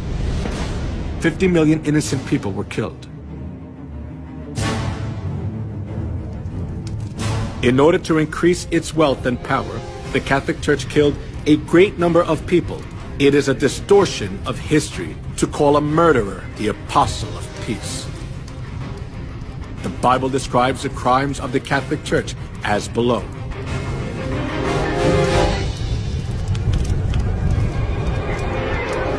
I saw that the woman was drunk with the blood of the saints, the blood of those who bore testimony to Jesus. When I saw her, I was greatly astonished. He will speak against the Most High and oppress his saints and try to change the set times and the laws. The saints will be handed over to him for a time, times, and half a time. The Roman Catholic Church was Babylon the Great that ruthlessly killed innocent people who followed Jesus. The crimes of the Roman Catholic Church which are prophesied in the Bible, are clearly seen in history.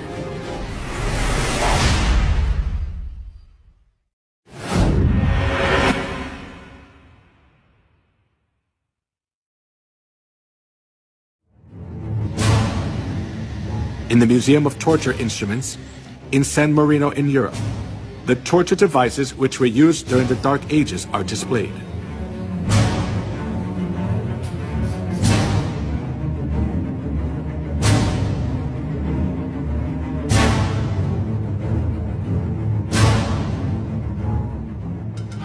Iron Maiden. It is one of the representative torture devices from the medieval period. It is an iron cabinet with a spike-covered interior, with iron spikes about 8 inches long. When a person is enclosed inside, the whole body is pierced with the pointed iron spikes and is fatally injured, and the person dies slowly from excessive bleeding.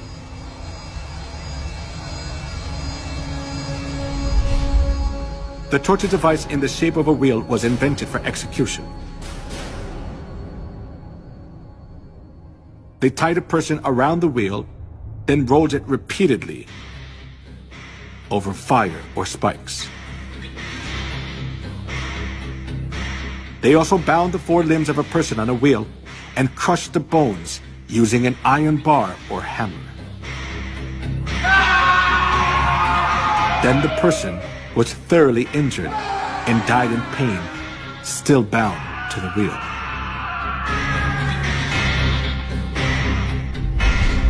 The Inquisition invented cruel torture devices to give victims as much pain as possible.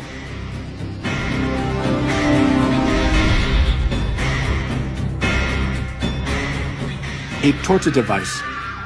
with sharp iron hooks to tear off a living person's skin.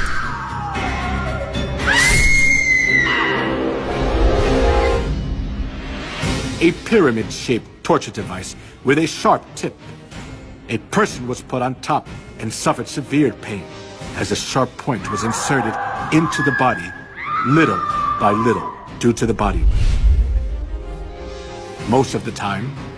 tortures were carried out by Catholic monks or priests. They pulled out nails using pliers, burned parts of the body with fire, and crushed fingers and toes with torture devices. A pulley was used to lift a victim's body up, and then drop them to make all the joints go out of place. A person was burned alive while their hands and feet were tied. A chair with spikes was used to tie a person down, and it made blood come out from every part of their body. If a victim denied the Catholic Church's teachings, despite the hard torture, they poured boiling lead in the mouth or ears, or gouged out their eyes, or flogged them until parts of their skin flew off.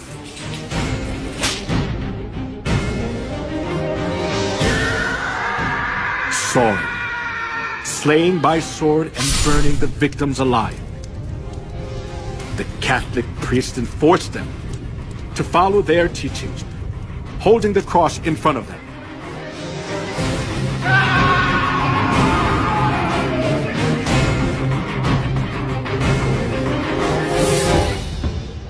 The persecution for anti-Catholics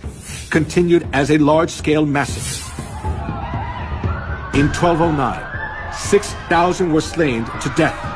at Berthiers. And 1211, 100,000 Christians were massacred at Lavore. Though the massacre at Merendal, 500 women were locked in a room and burned to death. In the massacre of Orange in 1562, the Italian army sent by Pope Pius IV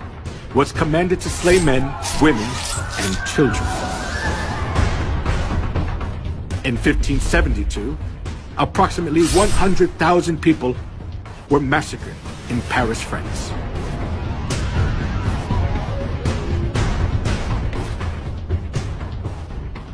He will speak against the Most High and oppress his saints. The saints will be handed over to him for a time, times, and half a time. As it was prophesied that the one who speaks against the Most High would make war against the saints and conquer them, over 50 million people were slaughtered during the Dark Ages.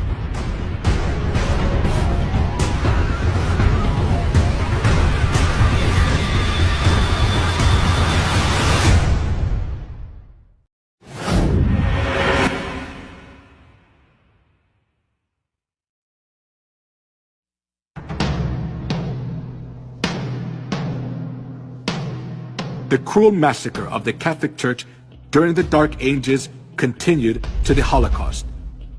which killed 6 million Jews, the most tragic event in human history.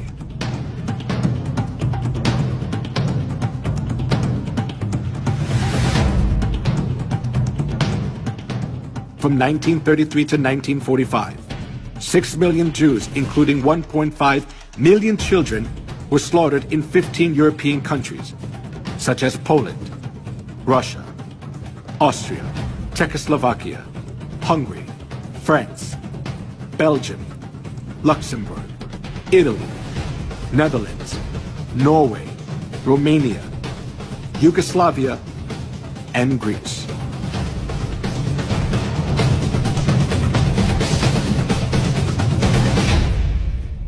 All property of the Jews was confiscated. Women were dragged naked in public. They suffered from starvation, infectious diseases, confinement, and public execution. The Jews who survived faced a miserable death in gas chambers in concentration camps built by the Nazis.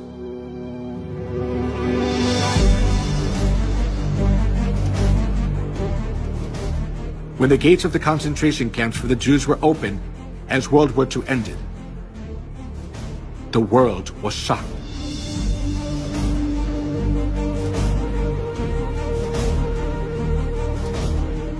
In the concentration camps, there were dead bodies of the Jews that were not buried yet, piled up like a mountain.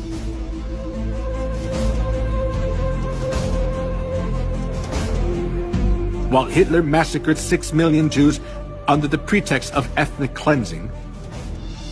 the Catholic Church publicly advocated Hitler's genocide of the Jews,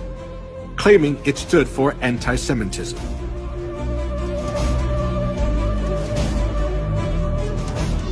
When the Nazis' genocide of the Jews reached its peak, Weissmandl, a Jewish rabbi, sent a letter to the Vatican to ask for help. He begged the Pope to save the innocent Jews, especially young children. 1.5 million out of 6 million Jews who were slaughtered were children. His plea was a desperate outcry. However, the reply he received from the papacy was not just heartless, but blood-curdling. There is no such thing as the innocent blood of Jewish children. All Jewish blood is guilty, and the Jews must die, because that is their punishment for that sin. The Catholic Church was always hostile to the Jews for the reason that they had killed Christ. And they committed countless murders under the pretext that they were punishing the Jews on behalf of God. This kind of attitude of the Catholic Church greatly affected Hitler, who was Catholic. Dann wird das Ergebnis nicht die Bolschewisierung der Erde und damit der Sieg des Judentums sein, sondern die Vernichtung der jüdischen Rasse in Europa.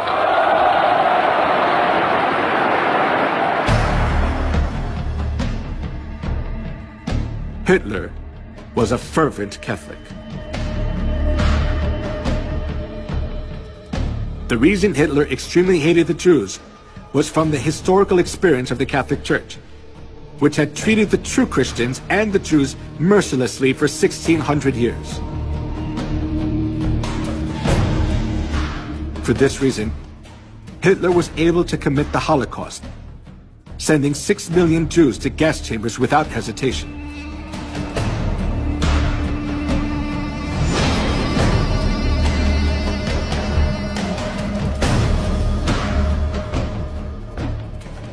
Before the massacre of the Jews began,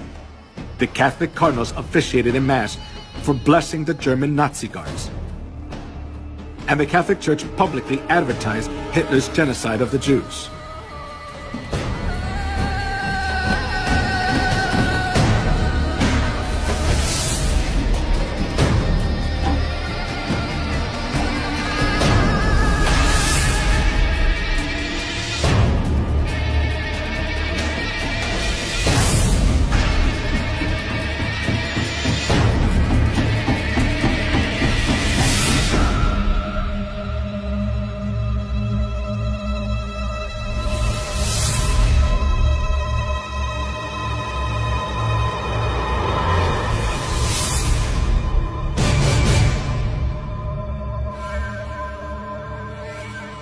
The Catholic Church has committed crimes against humanity for centuries in the name of religion. They committed the crime of killing 50 million Christians and the Holocaust of killing 6 million Jews.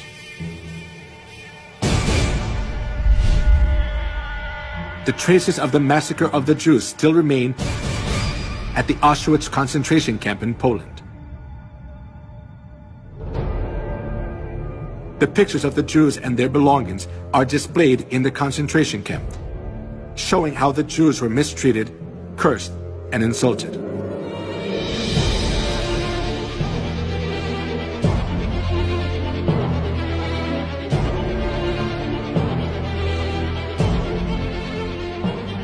These horrible times remain in the records of history.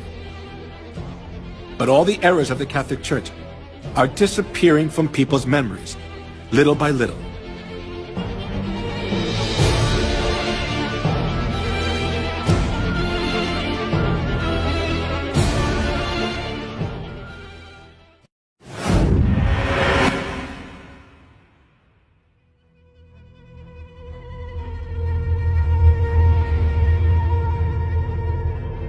As the 21st century began, the Roman papacy admitted to all kinds of crimes they had committed against humanity for the past 2,000 years of Christian history. They admitted their faults, such as the Crusades, anti-Semitism, the Inquisition, and witch hunts. The Pope also said that the Catholic Church would like to create a new unity among religions by looking back on all their religious errors.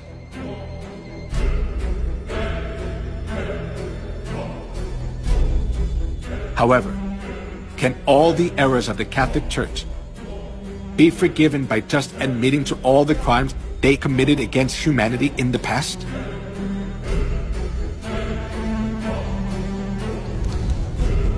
Just by admitting to their errors, the Catholic Church's crimes cannot be solved.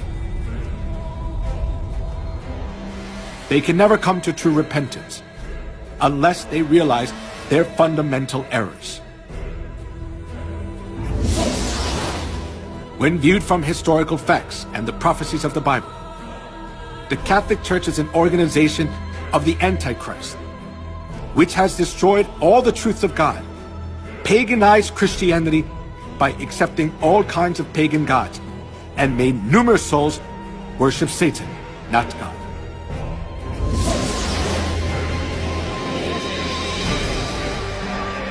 Not being content with their crime of killing cruelly whoever was against them for the past 2,000 years of Christian history, the Catholic Church is still committing a crime of driving countless souls to death.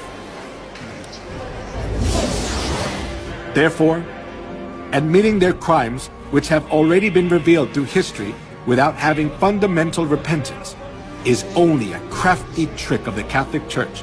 to pull the wool over people's eyes.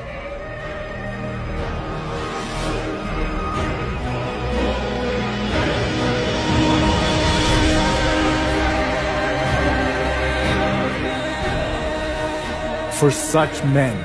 are false apostles, deceitful workmen, masquerading as apostles of Christ. And no wonder, for Satan himself masquerades as an angel of light. It is not surprising, then, if his servants masquerade as servants of righteousness. Their end will be what their actions deserve.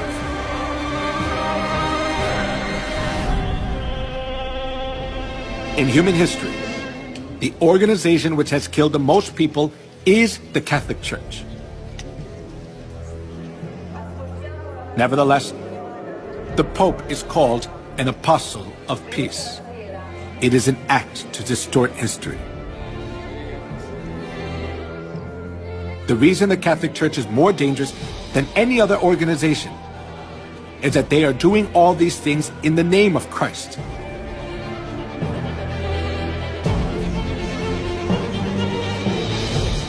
However, now the Catholic Church is revealing its detestable and hideous reality. In terms of declining congregations, but more profoundly to do with the paedophile sex scandal that has rocked the church for more than 10 years. We've been looking into one particular case involving... Incredible. One former priest said that, you know, perhaps 50% of priests who enter the priesthood may be gay. I talked to a long...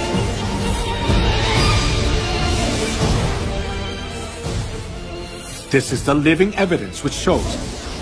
that Babylon the Great is falling apart, being judged by God's wrath as it has been prophesied in the Bible.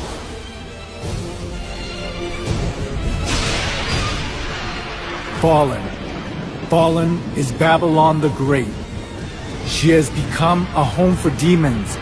and a haunt for every evil spirit, a haunt for every unclean and detestable bird. Give her as much torture and grief as the glory and luxury she gave herself. She will be consumed by fire. For mighty is the Lord God who judges her.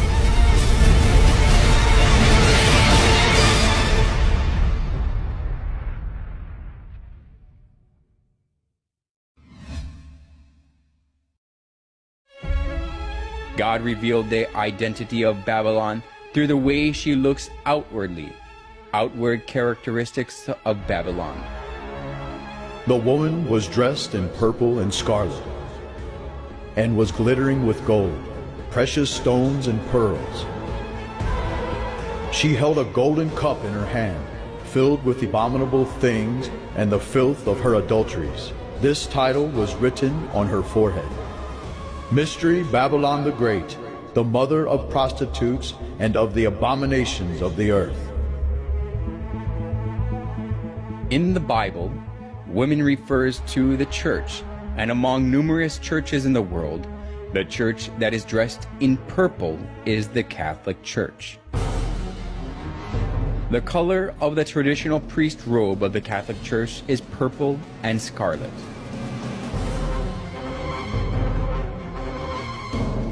We can also confirm that the church that decorates its interior and worship utensils with gold, precious stones, and pearls is the Catholic Church. And in addition, it is only the Catholic Church that give Mass holding the golden cup, true to the words, "She held a golden cup in her hand."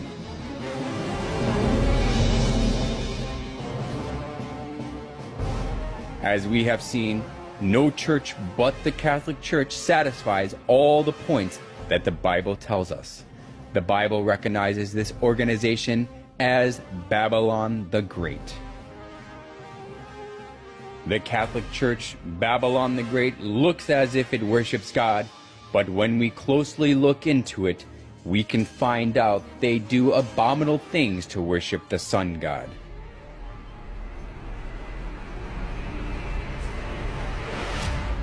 The Roman Catholic Church disguises itself as an angel of light, but it craftily introduced the customs of detestable idolatry and the sun worship of ancient Babylon. So the Bible recognizes it as Babylon the Great.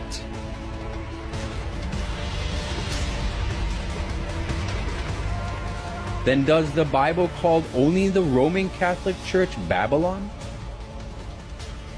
It also calls the Protestant churches which keep the Sunday service and Christmas originated from the sun worship as Babylon too.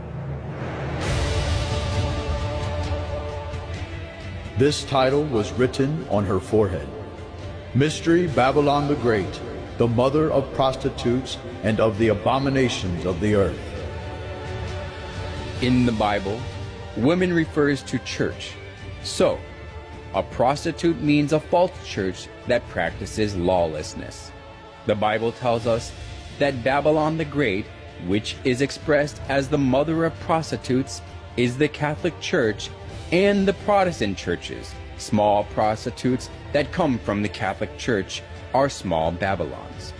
The Catholic Church, which leads the whole world astray as the mother of prostitutes, is proud of itself as the mother church that gives birth to all Protestant churches. The Catholic Church is the continuation of the Incarnation and the prolongation in time and space of the redemption. It is the mother church of all Christendom.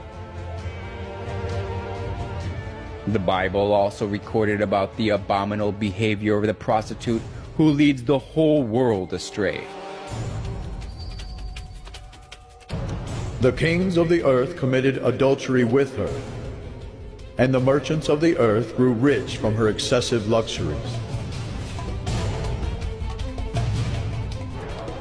Babylon the Great and small Babylons, which changed God's set times and laws, oppressed God's saints. The Bible prophesies that God's rage will judge them in the end. After this, I saw another angel coming down from heaven. He had great authority, and the earth was illuminated by his splendor. With a mighty voice he shouted, "Fallen, fallen is Babylon the Great."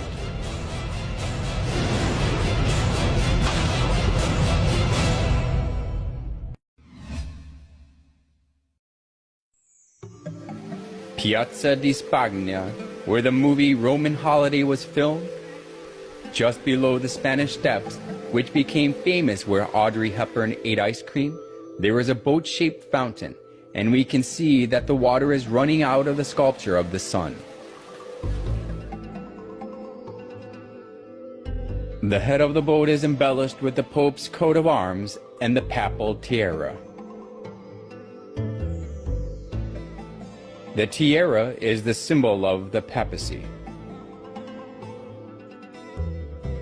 The fact that the tiara is at the head of the boat tells us that the Pope is the very person who leads the sun worship.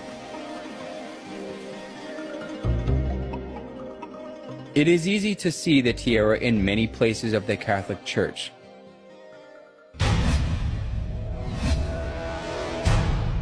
There is a secret hidden in the papal tiara.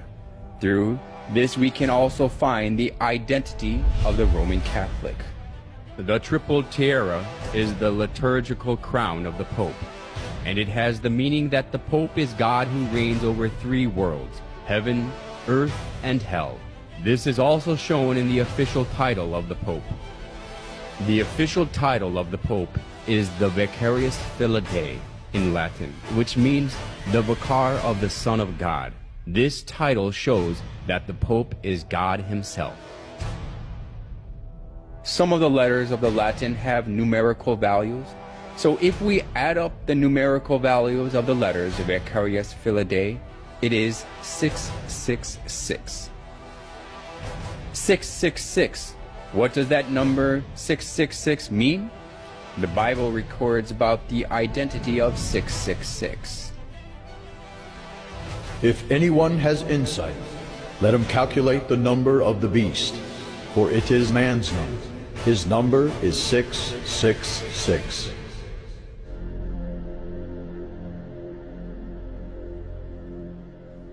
Every reformer, without exception, spoke of the papacy as the Antichrist. The 666 is a figurative number, telling us the identity of Satan who stands against God. The prophecy of the Bible and the religious reformers with one voice clarifies that 666 and the beast refer to the Pope or the papacy that stands against God. Through the title of the Pope and the respectful treatment he receives, we can confirm again that the papacy stands against God. The Catholic Church calls the Pope God of the earth.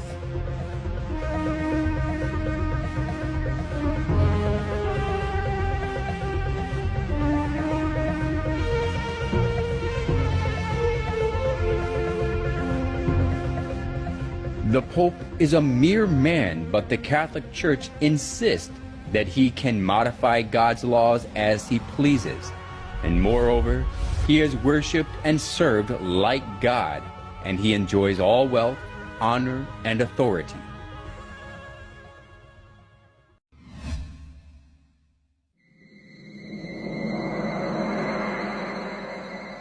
The obelisk standing in the center of St. Peter's Square is closely related to sun worship.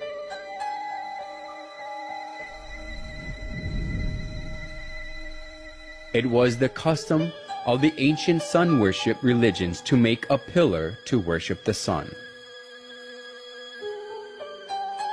Obelisk was set up at a temple or tomb as a monument to worship the sun god. It typically had a pyramid-like shape at the top, and the pyramid is the emblem of the sun god of the Egyptians, Ra. Like this, the obelisk was made for the sun god. Then, why are the obelisks, the symbol of the sun worship, set up in front of the Catholic churches? When we look carefully at the obelisk standing in front of the Catholic Church, it has the star-shaped divine light and cross, which are symbolize the sun.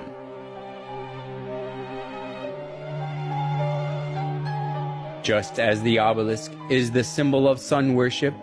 the cross on top is also the symbol of sun worship, which originated from Babylon.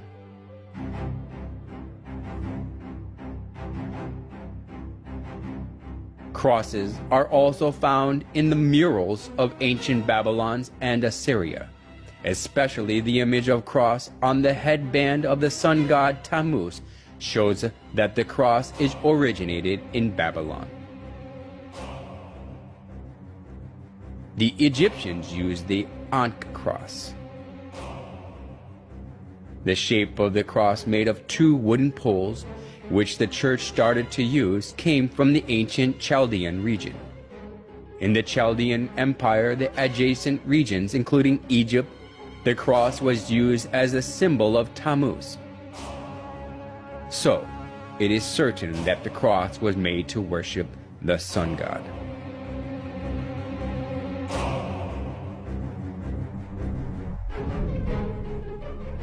The Catholic Church set up obelisks in front of their churches and put the cross on top of them without exception. They put one more symbol on the sun on top of the solar pole obelisk. However, they made an excuse that they put the cross on top of the obelisk to show that they conquered the obelisk, which is the symbol of paganism. However, the obelisk standing in front of the church as a symbol is nothing but a vestige of idolatry, showing that they accepted the sun worship of pagans. The obelisk, the star shape of the divine light, and the cross are idols for the sun god of the pretense on belief in Jesus.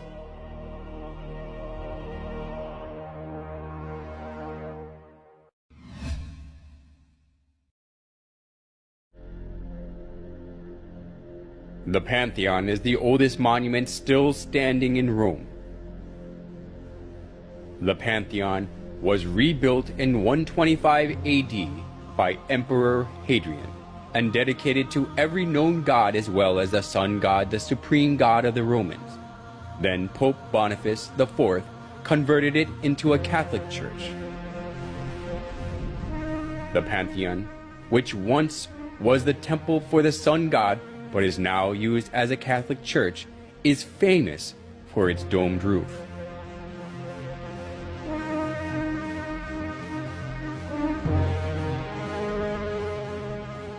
This domed roof is the figuration of the sky and the universe.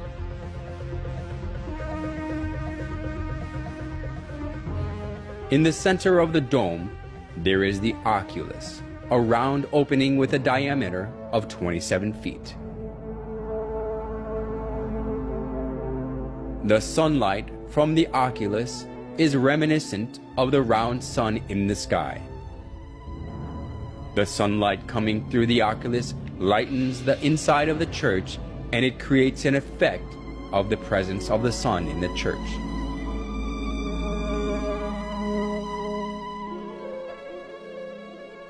We can find the same round shape in St. Peter's Basilica as well. When we look up at the ceiling of St. Peter's Basilica, there is a circle like the sun at the center, and its shape looks like sunlight spreading from the circle. This kind of circular shape can be found not only in St. Peter's Basilica, but on the ceilings of most Catholic churches. Various forms of circle, which embody the sun, prove that the Catholic Church worships the sun.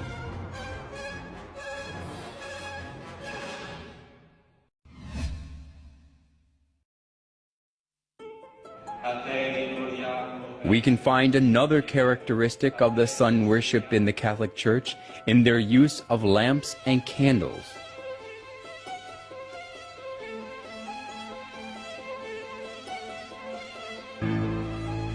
Even in the daytime, they light lamps and candles on the altar.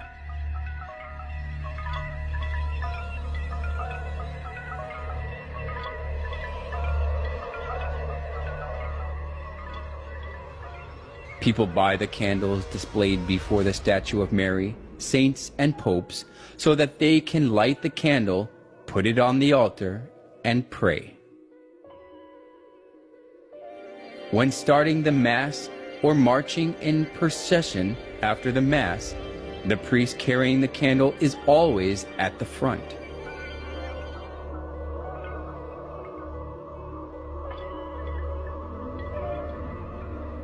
Where does the use of candles in Catholic Church come from?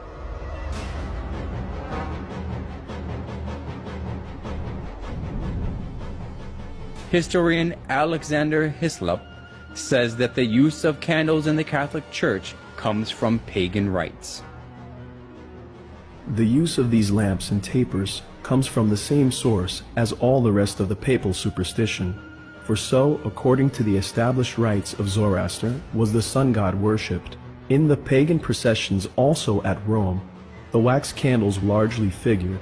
accompanied by crowds of all sorts that were initiated in the same religion, all with flame bow or wax candles in their hands. In the Molucca Islands, wax tapers are used in the worship of Nito, or devil, whom these islanders adore. Catholic scholars also admit that the use of candles in the Catholic Church came from paganism. We need not shrink from admitting that candles, like incense and lustral water, were commonly employed in pagan worship and in the rites paid to the dead. We must not forget that most of these adjuncts to worship were not identified with any idolatrous cult in particular. They were common to almost all cults.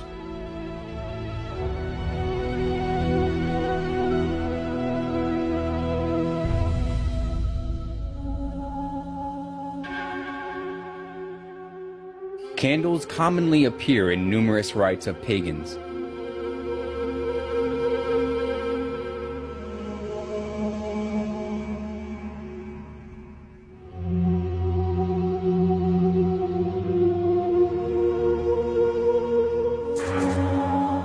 And it proves that the use of candles in the Catholic Church comes from sun worship.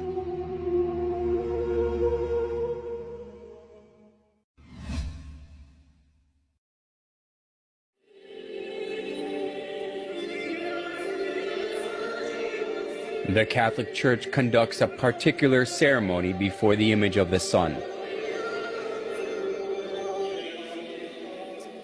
Watching their Mass, we can find out that it is closely related to sun worship. At the altar that has the image of the sun, the priest lifts up the round bread. They call it elevation and insist that they offer the bread to God. However, offering the round bread which takes after the image of the sun, and regarding the round bread as the sun god, has existed in the sun worship of paganism. The pillar found in excavations of the Canaanite city of Hazar shows the ceremony of raising the sun disk with both hands in praise. The Egyptians also worshipped the sun, lifting the sun up with both their hands. Is it coincidence that the custom of the sun worship of the pagans and the liturgy of the Catholic Church are the same?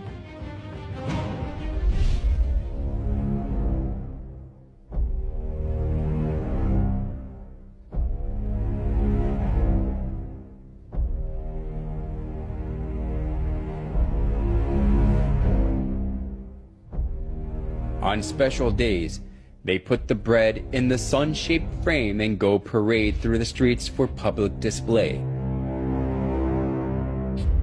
The believers all kneel down before the bread to show their respect and adoration.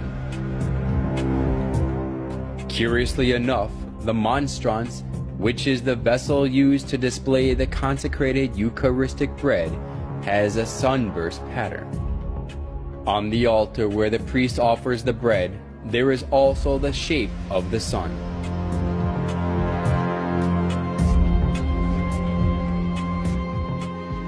By offering the bread in the sunburst pattern, they worship the sun.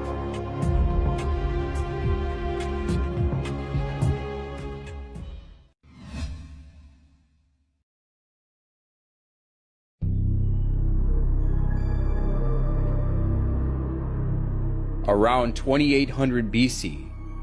there lived a hunter named Nimrod in Babylon, which was located between the Tigris and the Euphrates rivers. Whenever wild animals threatened the people, he protected them with his power.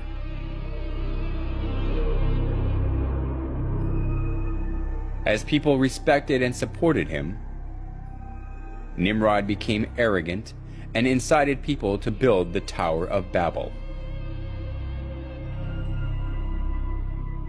Come, let us build a tower that reaches to the heavens.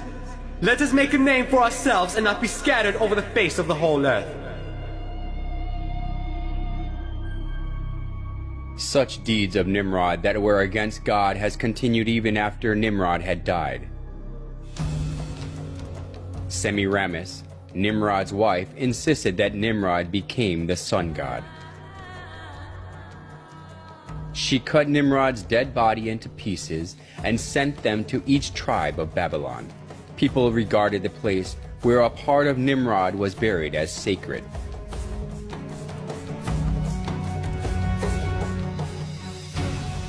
She also claimed that Nimrod was reincarnated as her son.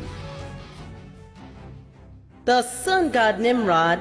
was reincarnated as my son Tammuz. He who believes and follows Tammuz follows Nimrod. As Semiramis ruled over Babylon in place of her young son Tammuz, she maneuvered people into worshiping her.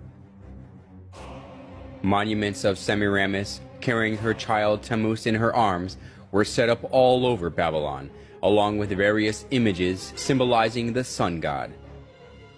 The sun worship and the mother-child worship, which was a scheme devised by Semiramis, put down roots as a religion of Babylon.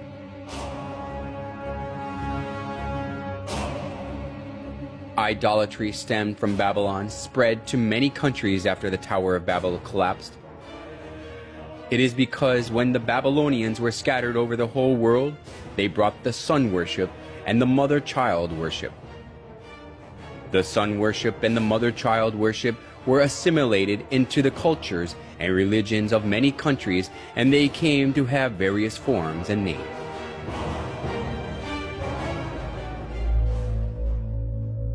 Nimrod, the sun god, was known as Mithra in Persia, Sol in Rome, Ra or Horus in Egypt, and Apollo in Greece. Semiramis and Tammuz, who were the start of the mother-child worship, was called Isis and Horus, Venus and Dionysus, Diana and Attis, and Astaroth and Tammuz, respectively. Besides these, the image of goddess, who is holding a baby in her arms, was venerated in many countries of the world. If so, was the mother-child worship the creature of an age, which was especially welcomed only in Babylon? Surprisingly, the mother-child worship of Babylon has been passed down through the thousands of years and still exists today. In Vatican of Rome, we can find the mother-child worship in its original state.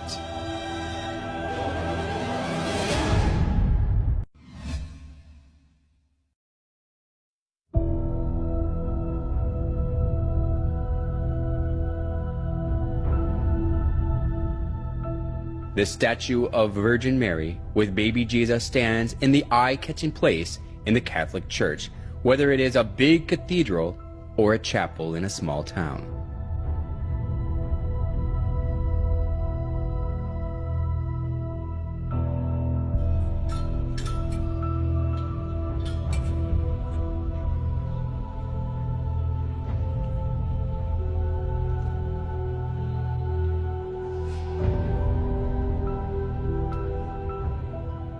People show their respect before the picture or statue of Mary and pray.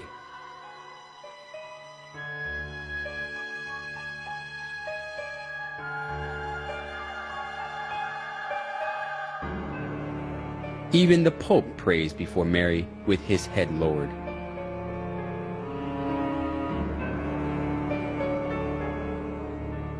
Why do people praise and worship Mary, whom Jesus was born of?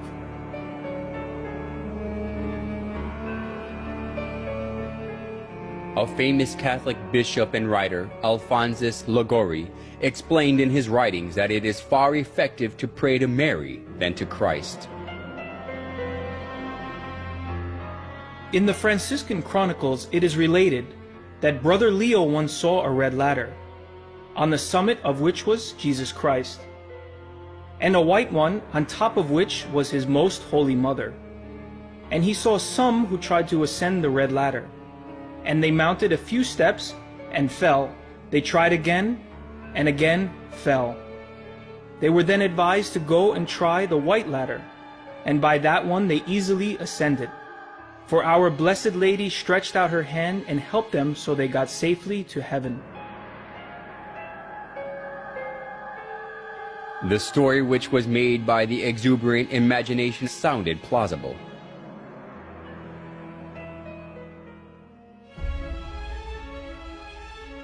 Although it was a man-made story, Pope Gregory XVI canonized Liguori as a saint, and Pope Pius IX declared him a doctor of the Catholic Church.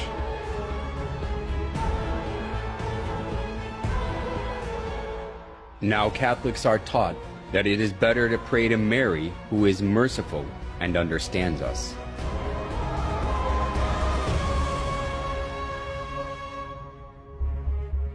We must never go to our Lord Jesus except through Mary, using her intercession and good standing with Him. We must never be without her when praying to Jesus.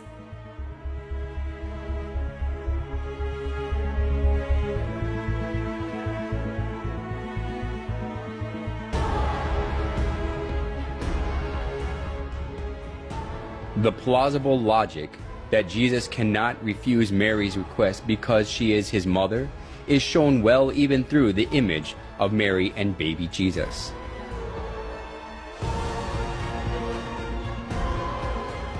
In most cases, Jesus is nested in Mary's arms as a baby.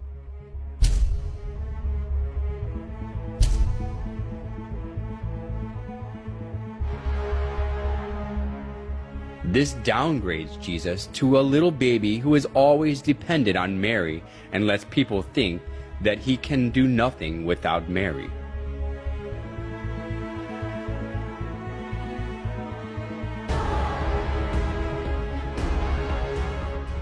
Today, the Catholics think more highly of Mary than Jesus.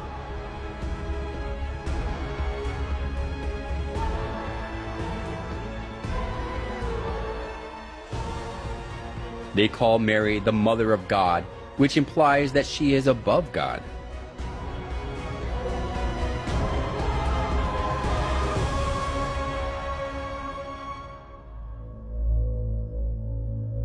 Mary as a female is merely a creation who was chosen to conceive Jesus.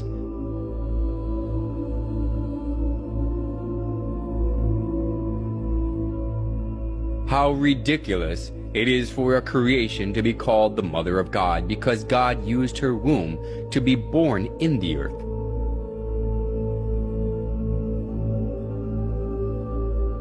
Nevertheless, the Catholic Church venerates Mary as the Mother of God. Mary worship of the Catholic Church reminds us of the mother-child worship of ancient Babylon. Just as Semiramis artfully spread the mother-child worship throughout Babylon when she ruled it over instead of her son Tammuz, the Catholic Church now makes people worship Mary, not God, by accepting the mother-child worship from Babylon.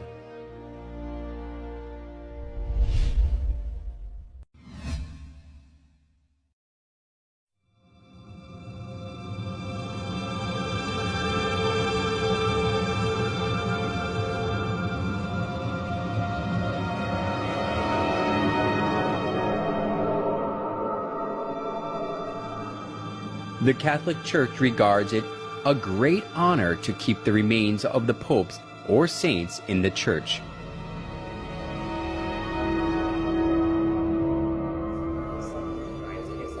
Since numerous worshippers pray before the remains of popes or saints, the church that possesses many articles and remains of those who were canonized as saints is highly valued.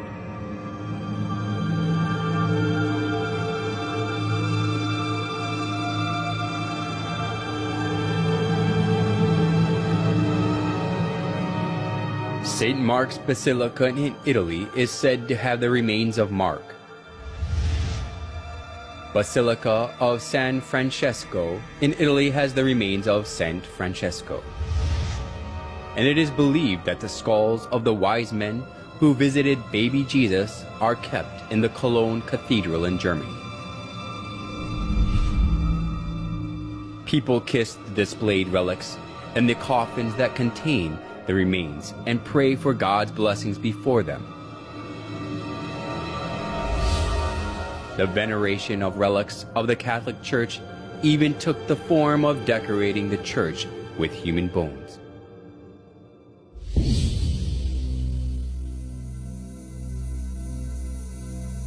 The Church of Santa Maria della Concessione contains the skulls and the skeletons of monks.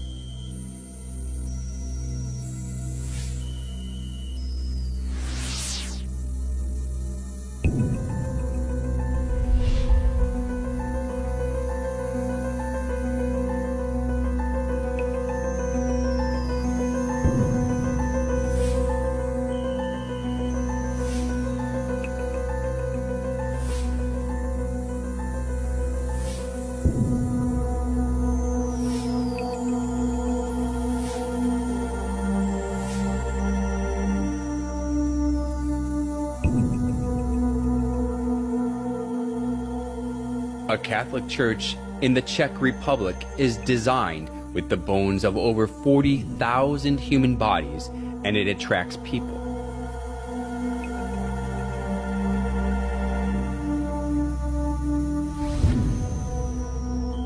The crypt of the Church of St. Francis in Lima, Peru, retains the remains of tens of thousands of people.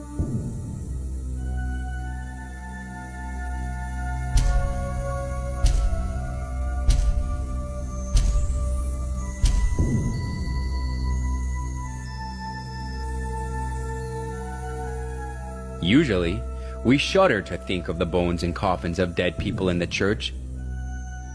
But why the Catholic Church sticks to this?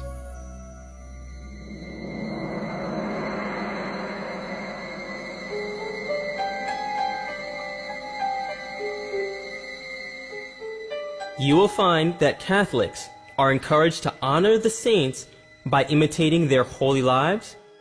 by asking them to pray to God for us, and by showing respect for their remains, their images, and the like.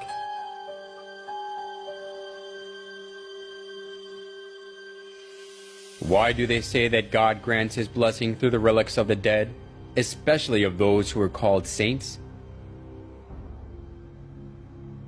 We can find the origin of the doctrine that God gives blessing through the relics in the ancient Babylonian religion. After Nimrod died, Semiramis cut his body into pieces and sent them to other regions, and they regarded the place where the dead body part was buried as sacred. The tradition of Babylon was handed down to the Roman Catholic Church, and because of this, the relics of the dead have become consecrated. Just like Babylon, that was cursed by God for its idolatry, the Roman Catholic Church is filled with all sorts of idols.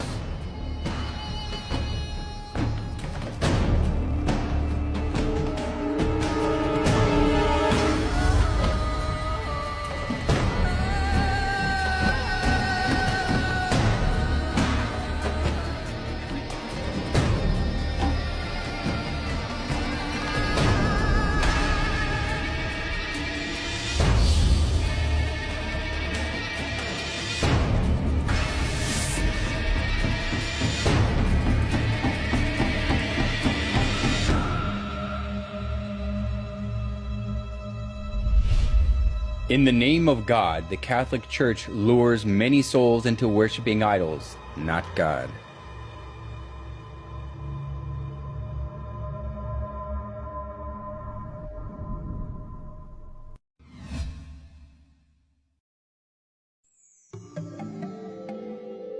There are various forms of the sun in St. Peter's Basilica, which is one of the most important buildings of the Catholic Church.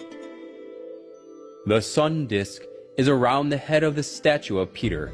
and the image of the sun is inscribed above his head. Including the image of the sun glittering with gold in the center of the basilica, we can find various sizes of the sun image beneath the high altar and every spiral columns.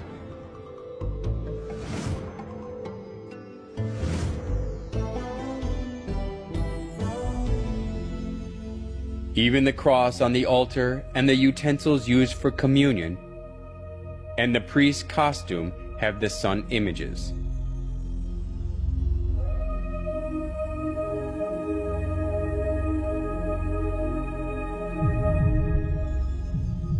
In every place of the Catholic Church, we can find the sun images in various sizes and forms.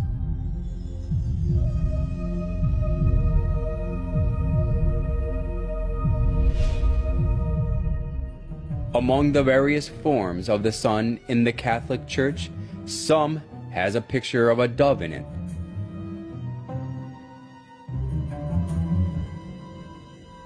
What relationship is there between the shape of the bird and the sun worship?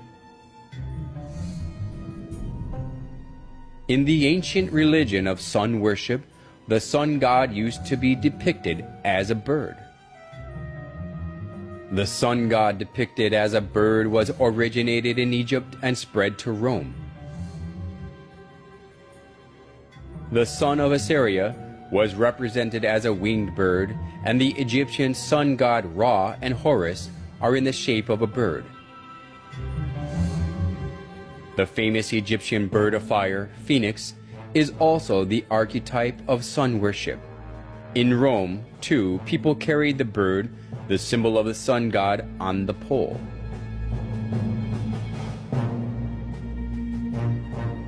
Then why does the high altar in St. Peter's Basilica have the image of the sun with the bird in it?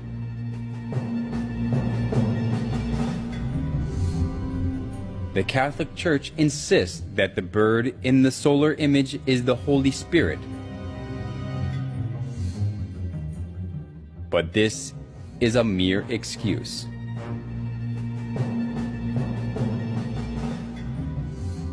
When we trace back the customs of sun worship, the bird is the winged sun god that the sun worshippers served. Offering the bread and wine to the image of the bird is not offering them to the Holy Spirit, but to the sun god.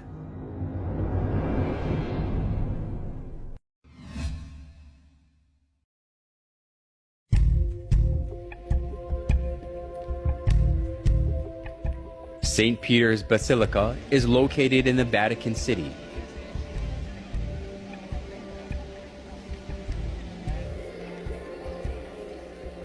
The bronze statue of St. Peter always attracts many tourists.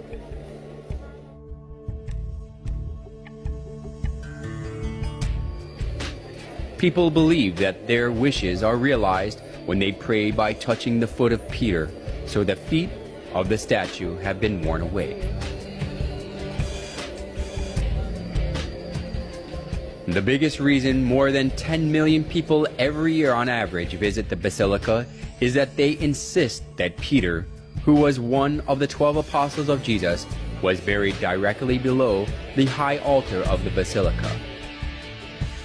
These are totally unfounded rumors, but people pray for God's blessing before the altar with blind faith.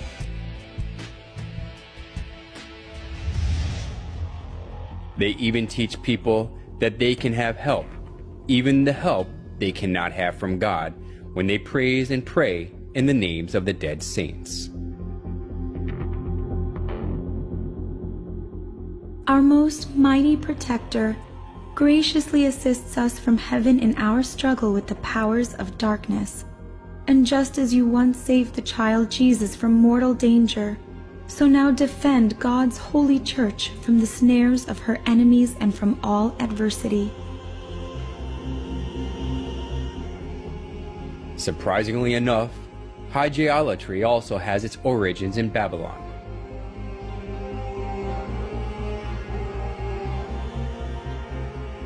Since the Babylonians had some 5,000 gods, there were plenty to choose from.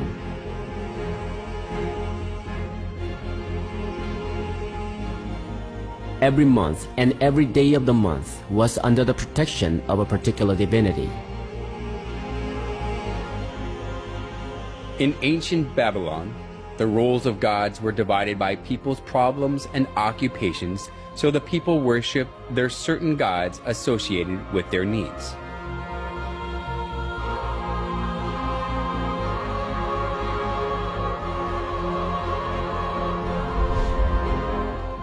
It has continued in the Catholic Church. The Catholics pray to the certain saints associated with their problems so that they can receive help. Just as we go to see different doctors according to the kinds of diseases, the Catholics go to different saints according to their needs. Just as they downgraded Jesus as a little child who depends on Mary through Mary worship, hygielatry also deceived people to think that Jesus is weaker than the dead saints, so he cannot give them help.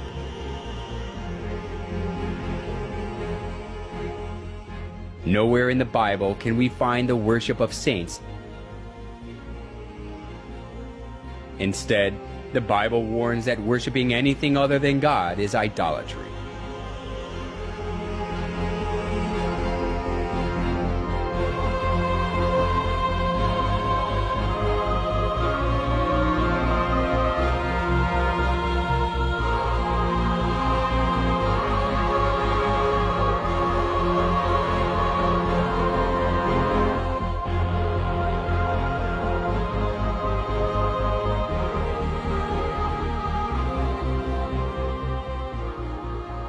The Catholic Church even deleted the second commandment of the 10 Commandments so that they can worship the saints.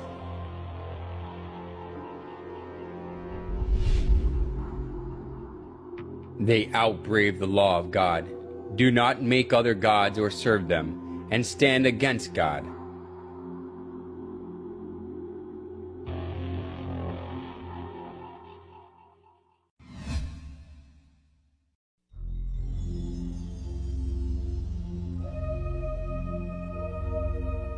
In St. Peter's Square as well, the image of the sun is skillfully hidden. In a round circle of the square, there is a cross with an X through it. It looks exactly like the symbol of the Babylonian sun god Shamash. The Babylonians called the sun god Shamash, and his symbol is the cross with an X through it. So we can easily notice that St. Peter's Square is modeled on the symbol of the Babylonian sun god Shamash. It even has one more circle inside it, just like the symbol of Shamash. The Babylonian sun god Shamash also appears in the image of a wheel. The ancient sun worshippers believed that the sun god rides the chariot, and they regarded the wheel of the chariot as the sun.